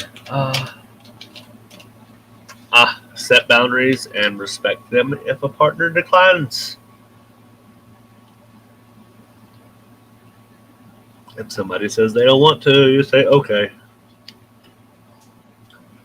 You don't coerce. You can talk about why with the understanding that you're not trying to change their mind. Right. Right? If they say no, that no doesn't change because they tell you why they're not comfortable with it. Absolutely. Yeah. Don't be a whiny ass about it either if you get turned down. No, why not? You blue balls. Blue balls. Blue balls do. Okay, so let me say a double-edged thing here. Blue balls do exist, but they don't exist at the same time. Go ahead. I think I know what you're trying to say. Blue balls exist, but they're not the other person's problem. That, but the likelihood of legitimate condition of have the blue balls condition is very unlikely. How likely is it? Look it up. Well, let's see. But I remember looking this up one day, and like, so there's an actual. It can actually happen. We're not okay. We got to clarify sex education, not lottery. So a blue ball is randomly 6 times out of 16, roughly, apparently. Go ahead, Oz. So to approach this from a little bit more of an informed position, blue balls is a slang term for what's called epididymal hypertension.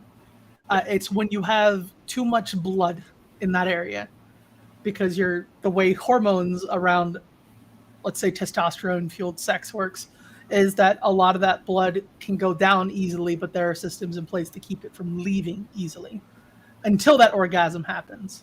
And then things relax and your blood goes back to where it's supposed to be. And that's essentially why you have to call a doctor if you have an erection after 4 hours from taking Viagra. Yes, because if it's staying around that long, it can start clotting in places you don't want it to clot.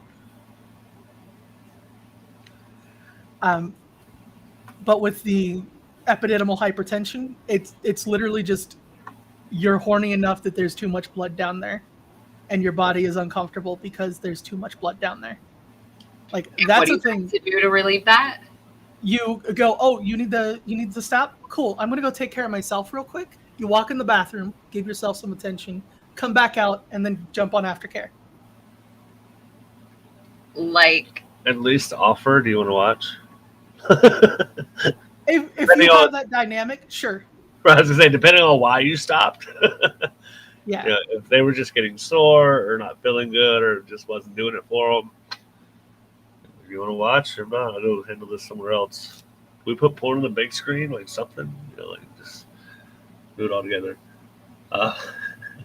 Something like if there's not a confrontational reason to stop, like just say one person's physically not feeling up to it, but they want to keep that going. Another thing you could do is actually just watch porn on a cell phone and snug up to each other while you're watching. And then just have this real intimate moment where you're watching this small screen snugged up to each other and giving yourselves attention. Now, very nice.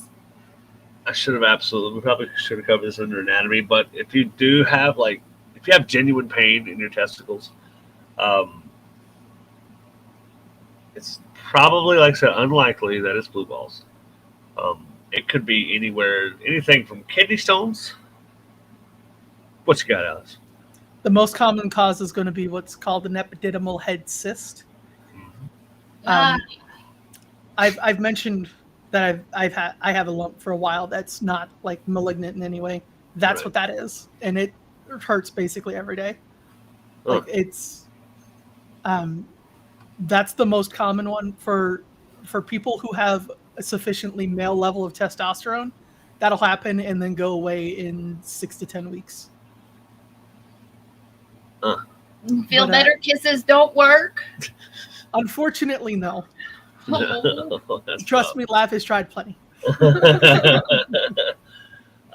So kidney stones can cause a referred pain. If the stone is lodged in the right place, it can make it feel like it's in your testicles. That sucks. Testicular torsion is a very serious condition. Balls are twisted. Yeah, and if I'm not mistaken, if anybody knows better than I do, but I believe it requires surgery to fix. You just can't go in and they go, oh shit, let's loosen up the light bulb a little Let's bit. untie these. Lefty loosey, righty tighty. If it's minor enough that they can undo it like that, it's not testicular torsion. I didn't have any. If it's actually testicular torsion, it takes surgery to fix, and then it's not going to be a good time for anybody. It is not a circus act, as much as it sounds like one.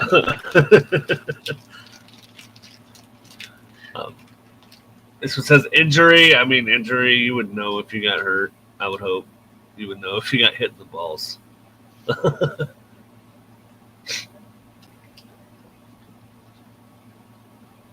So you said epididymis? Epididymal head cyst. Yeah. So there's also one that just happens. It's a itis. So like it's just inflamed. Like that actual, that actual tube gets inflamed and swollen. An unnecessarily fun word to say. Yeah, see, that's why I said it's an itis. Epididymitis. Epididymitis. Varicocele, varicocele, varicocele. That occurs when the veins in the testicles become enlarged. Like varicose veins in your legs, but inside your testicles. Fun fact: it usually happens on the left side. Mm-hmm. That's wild. So those are actual reasons your testicles can actually hurt really, really bad. Not getting to come is just going to be a little uncomfortable, and you should go ahead and let yourself. Go ahead, Alice. Having blue balls or the epididymal hypertension, like that is a valid reason, right? That is a legitimate reason for things to hurt. It's not a justification to pressure anyone else into anything else, but it is valid. And I don't. Correct. I misspoke there. So yeah. It will hurt, absolutely, but sounds like it's something for you to try to fix on your own. Mm-hmm. Or if your partner is willing to still give you a hand however they can or however they would desire to. And if it doesn't help and you can't get it to go away, absolutely go seek medical attention. A hand, a set of boobies, an armpit, leg pit, the knee right behind there. Actually is. When you're dealing with the blue balls, like if that feeling doesn't go away in a couple hours, go see a doctor. Absolutely. Go talk to a doctor and don't wait the 4 hours because this isn't Viagra. And if you wait it out, it should only take 10, 15 minutes for it to go away. Yeah, so after probably 30 minutes or so, you should be looking into finding out why you haven't subsided yet. Yeah.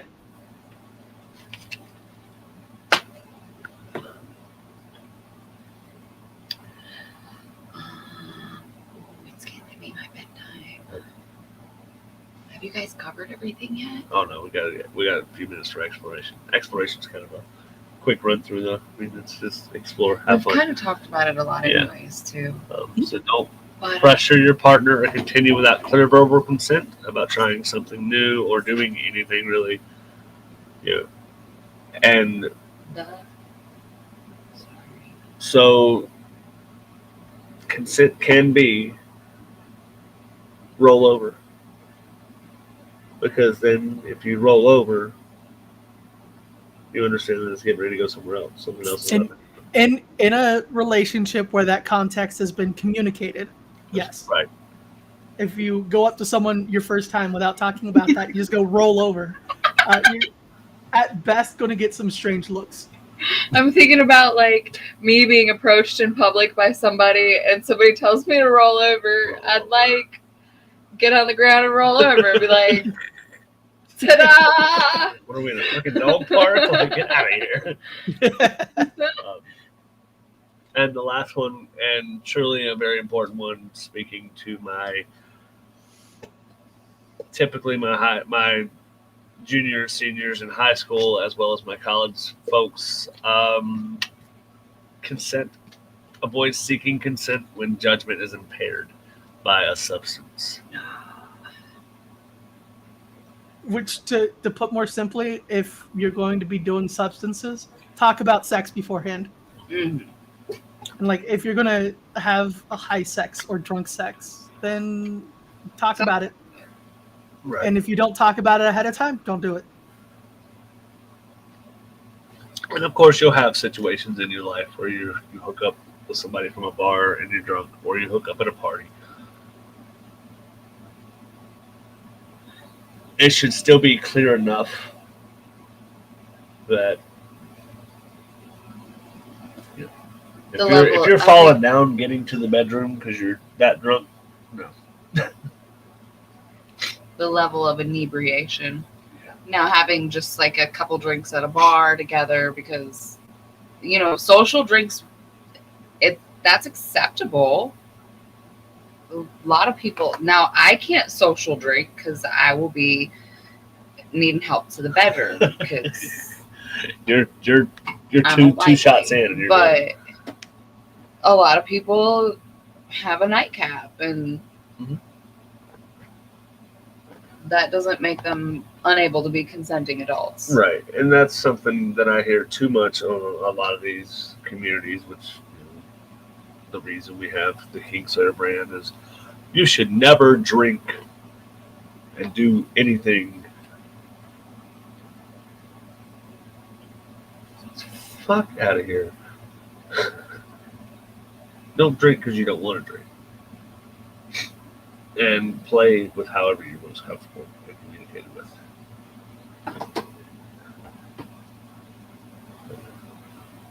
I think I just spoke against like somebody I highly regard too. I think you just shouldn't drink and drive. Yeah, no. That's a no too. That's something neat that I learned about my own boundaries from a previous relationship recently. That's no longer tolerated. It happened twice, and the third time was going to be absolutely gone. But now that has happened, it's given me an experience. So in the future, that's a hard line. Like it's a one and done thing now. No event implies consent. I like that. That should be a slogan. Prom date doesn't mean consent. Absolutely.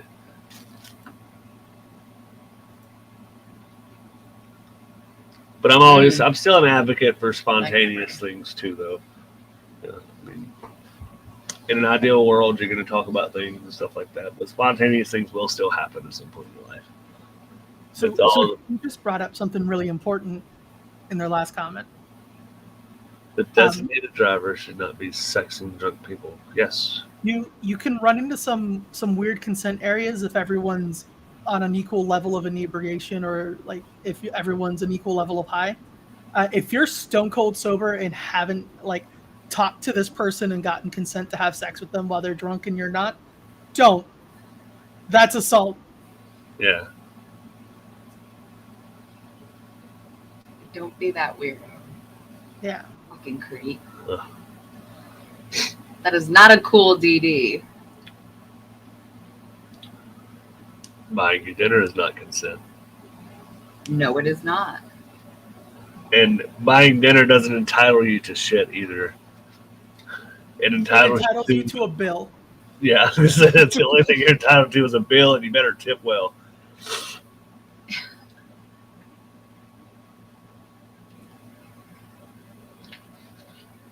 Oh,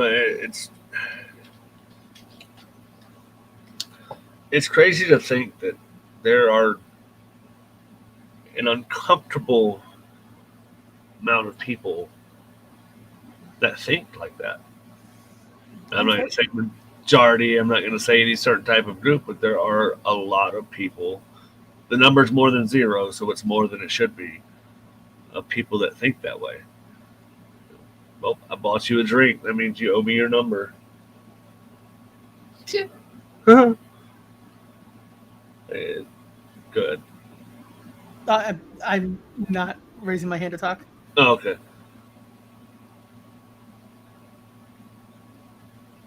Exploration.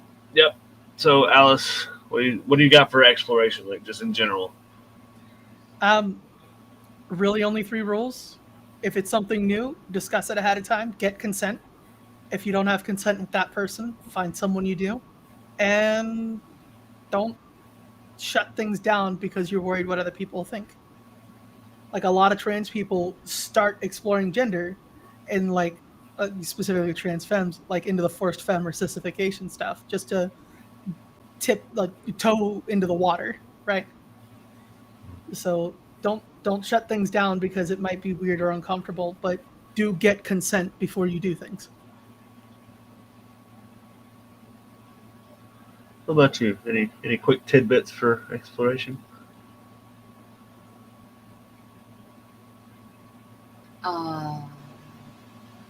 Alice wrapped it up very well, neat and pretty in a bow. But I'm gonna add some glitter of it's okay to try things and not like them. It's okay to talk about trying new things. It's okay to watch porn. It's okay to do research. It's actually really hot, like we talked about earlier, to do it together. But it boils down to you communicating what you like and you don't like. And what you maybe like. Like, my butthole needs stretched out. I can't take anything back there. It could happen. I mean, no. Ow, no. There's equipment that I could use to do that in a less hurty way. Yeah. Well, I half-assed something twice when you get whole ass at once. Absolutely. Becca, Ray, Dream, all of you. Like, absolutely. Always Spot tip on. your servers. Always tip your servers. Don't use the babysitter role to justify shitty things. They don't owe you anything for volunteering.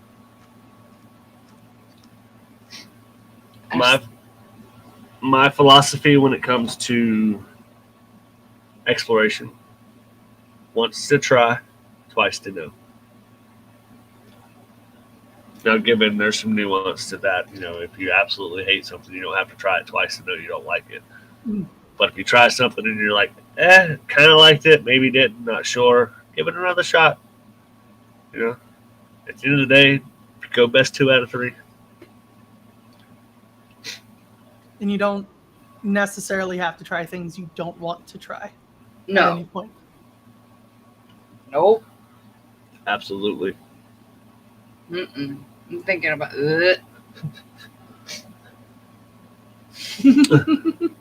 Don't yuck anybody's yum. Even though I'm sitting over here gagging over my yucks. You know what, though?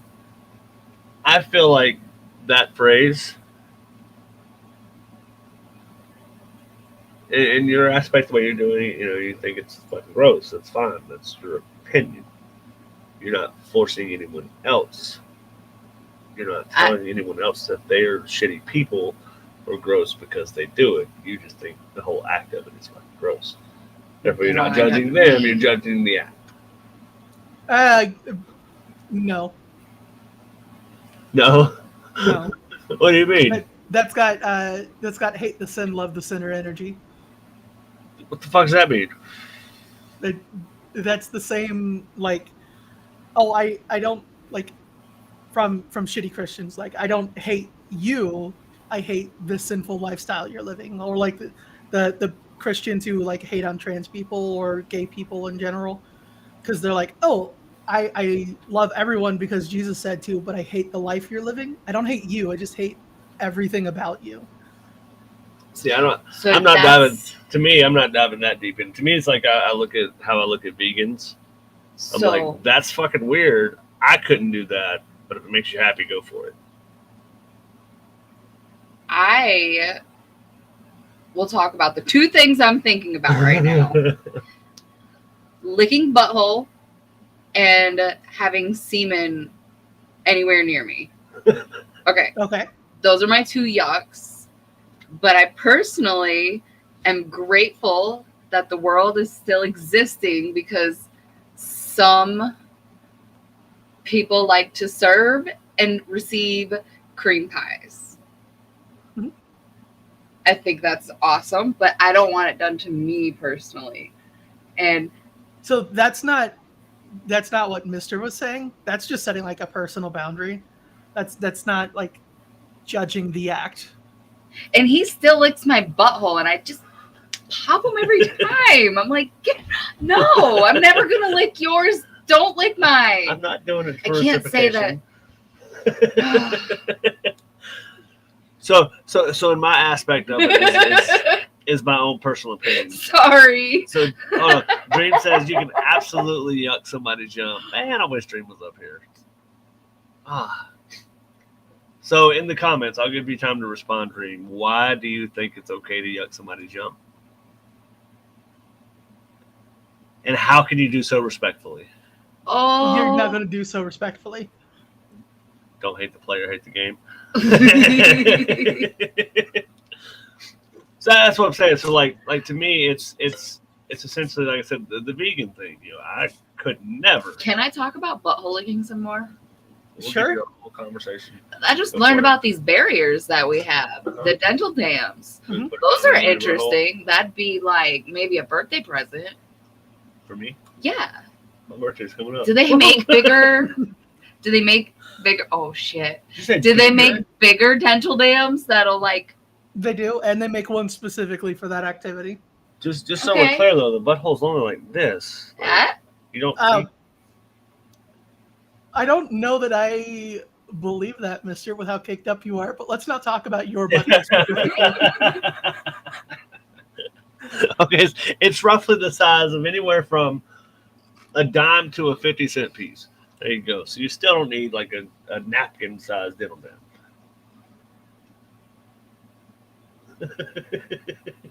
I don't know if I'm ready for that. I'm not ready to explore like That's that. okay. There's not a thing wrong with that either. We'll reevaluate that when we're So yeah. So I'm not. So when I 40. say like,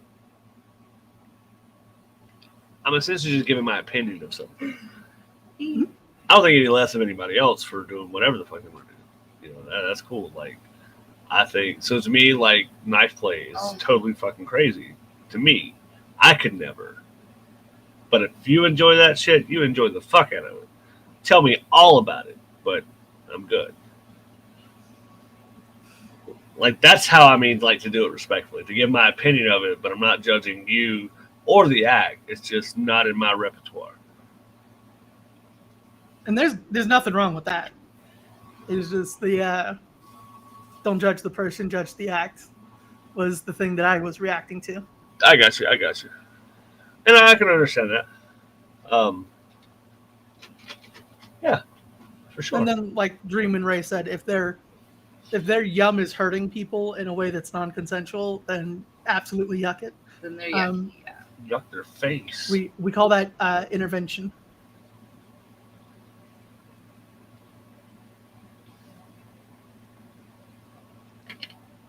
If someone starts trying to do something like that to you, yuck their entire body. Mm-hmm. Eat the yuck. But no, that's what. So like, and when in the context of it being something harmful to someone, treat them like absolute dog shit. Whatever. Mm. I fully endorse being just awful to somebody that's trying to do harm to somebody. But it's like I said, I've got a friend of mine is 100% vegan, like not like because she thinks puppies are pretty and she loves chickens and stuff like that. No, she just found it was healthier for her growing up. Like she was vegan before it was cool. The hipster phrase. She was vegan before it was cool. But she made dinner one night and was like, I went there to hang out for a little bit, and it was pretty good. She made couscous. Never had that before. It kind of made me think of cream of wheat, but like not. I don't know how to explain it. But she was willing and happy to make me something that I would actually eat. I still tried what she had. I was like, it's like no different than me eating vegetables, but it was not. I could not live off of it. And we talked about that night. And she's like, "Oh yeah, no." She's like, "I wouldn't want you to. You'd lose all that. We're not losing all that." So it's the dream feels called out. But I think it's important to, no matter what you do, when you disagree with somebody or you think differently of what they're doing, as we said, as long as it's not harmful, please do so respectfully. Oh yes, sweet. It's all about the whole munch. Listen, we're supposed to be over with. My brain is on other mode. Oh, we are actually over. Okay. I heard the word genitals a couple times, and I did not burst out in song. I heard all kinds of songs tonight, and I didn't. I did good. Exploration. One more thing I'll say on it specifically. Bring a backpack. Dora the Explorer. So I'm speaking directly to my cis hetero men. A finger in the ass does not make you gay, as long as it's a woman doing it. Your buddy putting a finger in your ass while you're hanging out at the bar, you can't no homo that out. That's just gay. It is what it is. Congratulations, you learned something new about yourself. But if your partner wants to do that in the bedroom, by all means, explore it. Have fun, as long as you're willing to consent to it. I get tired of hearing that when people are like, "Would you take a finger in the ass?" I'm like, fuck yeah, I would. Like, well, that's gay. Like, no, it's like absolutely not by definition. If it's a woman or the other binary gender opposite you, Right. not at all gay. If it's anybody else, some flavor of fruity. Right. And have at it. If you want to fucking explore that shit, have a night of exploration with that. I mean, it's. I need to. I don't know. I need to just find more of my. I used to have a couple of my super straight friends. We talked about that one night, but the super straights, they don't even think about gay porn. They don't even think about anything gay ever. Definitely don't think about trans people. But like those people, I love them like in a pity kind of way, because you can make them so uncomfortable so fast. I had one. We'd all be fucking around and just walk by like in close quarters, and like my hip or something, like I wouldn't intentionally do it, but like my hip or any part of my body would like graze his butt if he was turned away from me. And you would think that I had just like tried to rip his pants down and just show him the time of his life. He's man, don't touch me like that. Like, fuck, we'll move. Like, I'm trying to walk through this narrow ass passageway, bud. I said behind. What do you want me to do about it? If someone says behind, flatten up against whatever safe surface you can so that they have room to move. Fuck you. I've communicated my position. But I will always love people like that. Like the people that are so... They almost seem insecure in their sexuality. They so are. They're like they buy into like the hateful like propaganda against specific groups. So they can't endorse that part of themselves, so they like perform the opposite or what they think is the opposite. Oh man. The ones that truly like being straight pegged in the ass but won't ever admit to it or talk about it outside of. Right? Even though it's not gay because it's their girlfriend doing it. Just be open. Right? Just enjoy your life. Any closing thoughts from You anybody? don't have to be a dick to people who are. So yeah, that's my closing thought. Don't be a dick. Don't be. Don't not explore things because people are shitty, but do not explore things your partner doesn't consent to. Okay. Dead. At least with that partner. Absolutely. And I'm going to end it with once to try, twice to know. Mm, I said that already. That's like mine. That's sums it all up for me as far as exploration goes. You want a better closing thought? I got you. So communicate everything. Have consent in the way that it is expressed between you and the other person, whether that is from an understood feeling, a conversation, a text message, a written note, safe words, however you need to express your consent, or a specific piece of clothing. or a specific piece of clothing. If I come home and you're in the red lingerie, that means it's time to get down. Then nobody has to initiate it. All you had to do is put on clothes. And then as far as exploring, give feedback. I think that's an important one that we really didn't, we kind of touched on, but give feedback. If you like something, tell your partner you like that. If you don't like it, tell them you don't like it. And at the end of the day, that's still, it all links back to communication. Mm-hmm. None of these things are possible without communication.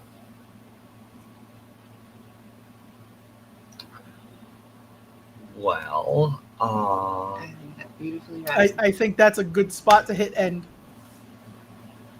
absolutely. I was going to Happy tell you guys what Monday. we have for next week, but I Next don't have it week pulled up. So is going to be announced soon, and next we week is already scheduled. So if they're looking at the appreciate you. YouTube channel, they can see when it's going to be. oh, well, what Yeah, he said. so. But Mhm. good night, everybody. Sweetest dreams. Good night.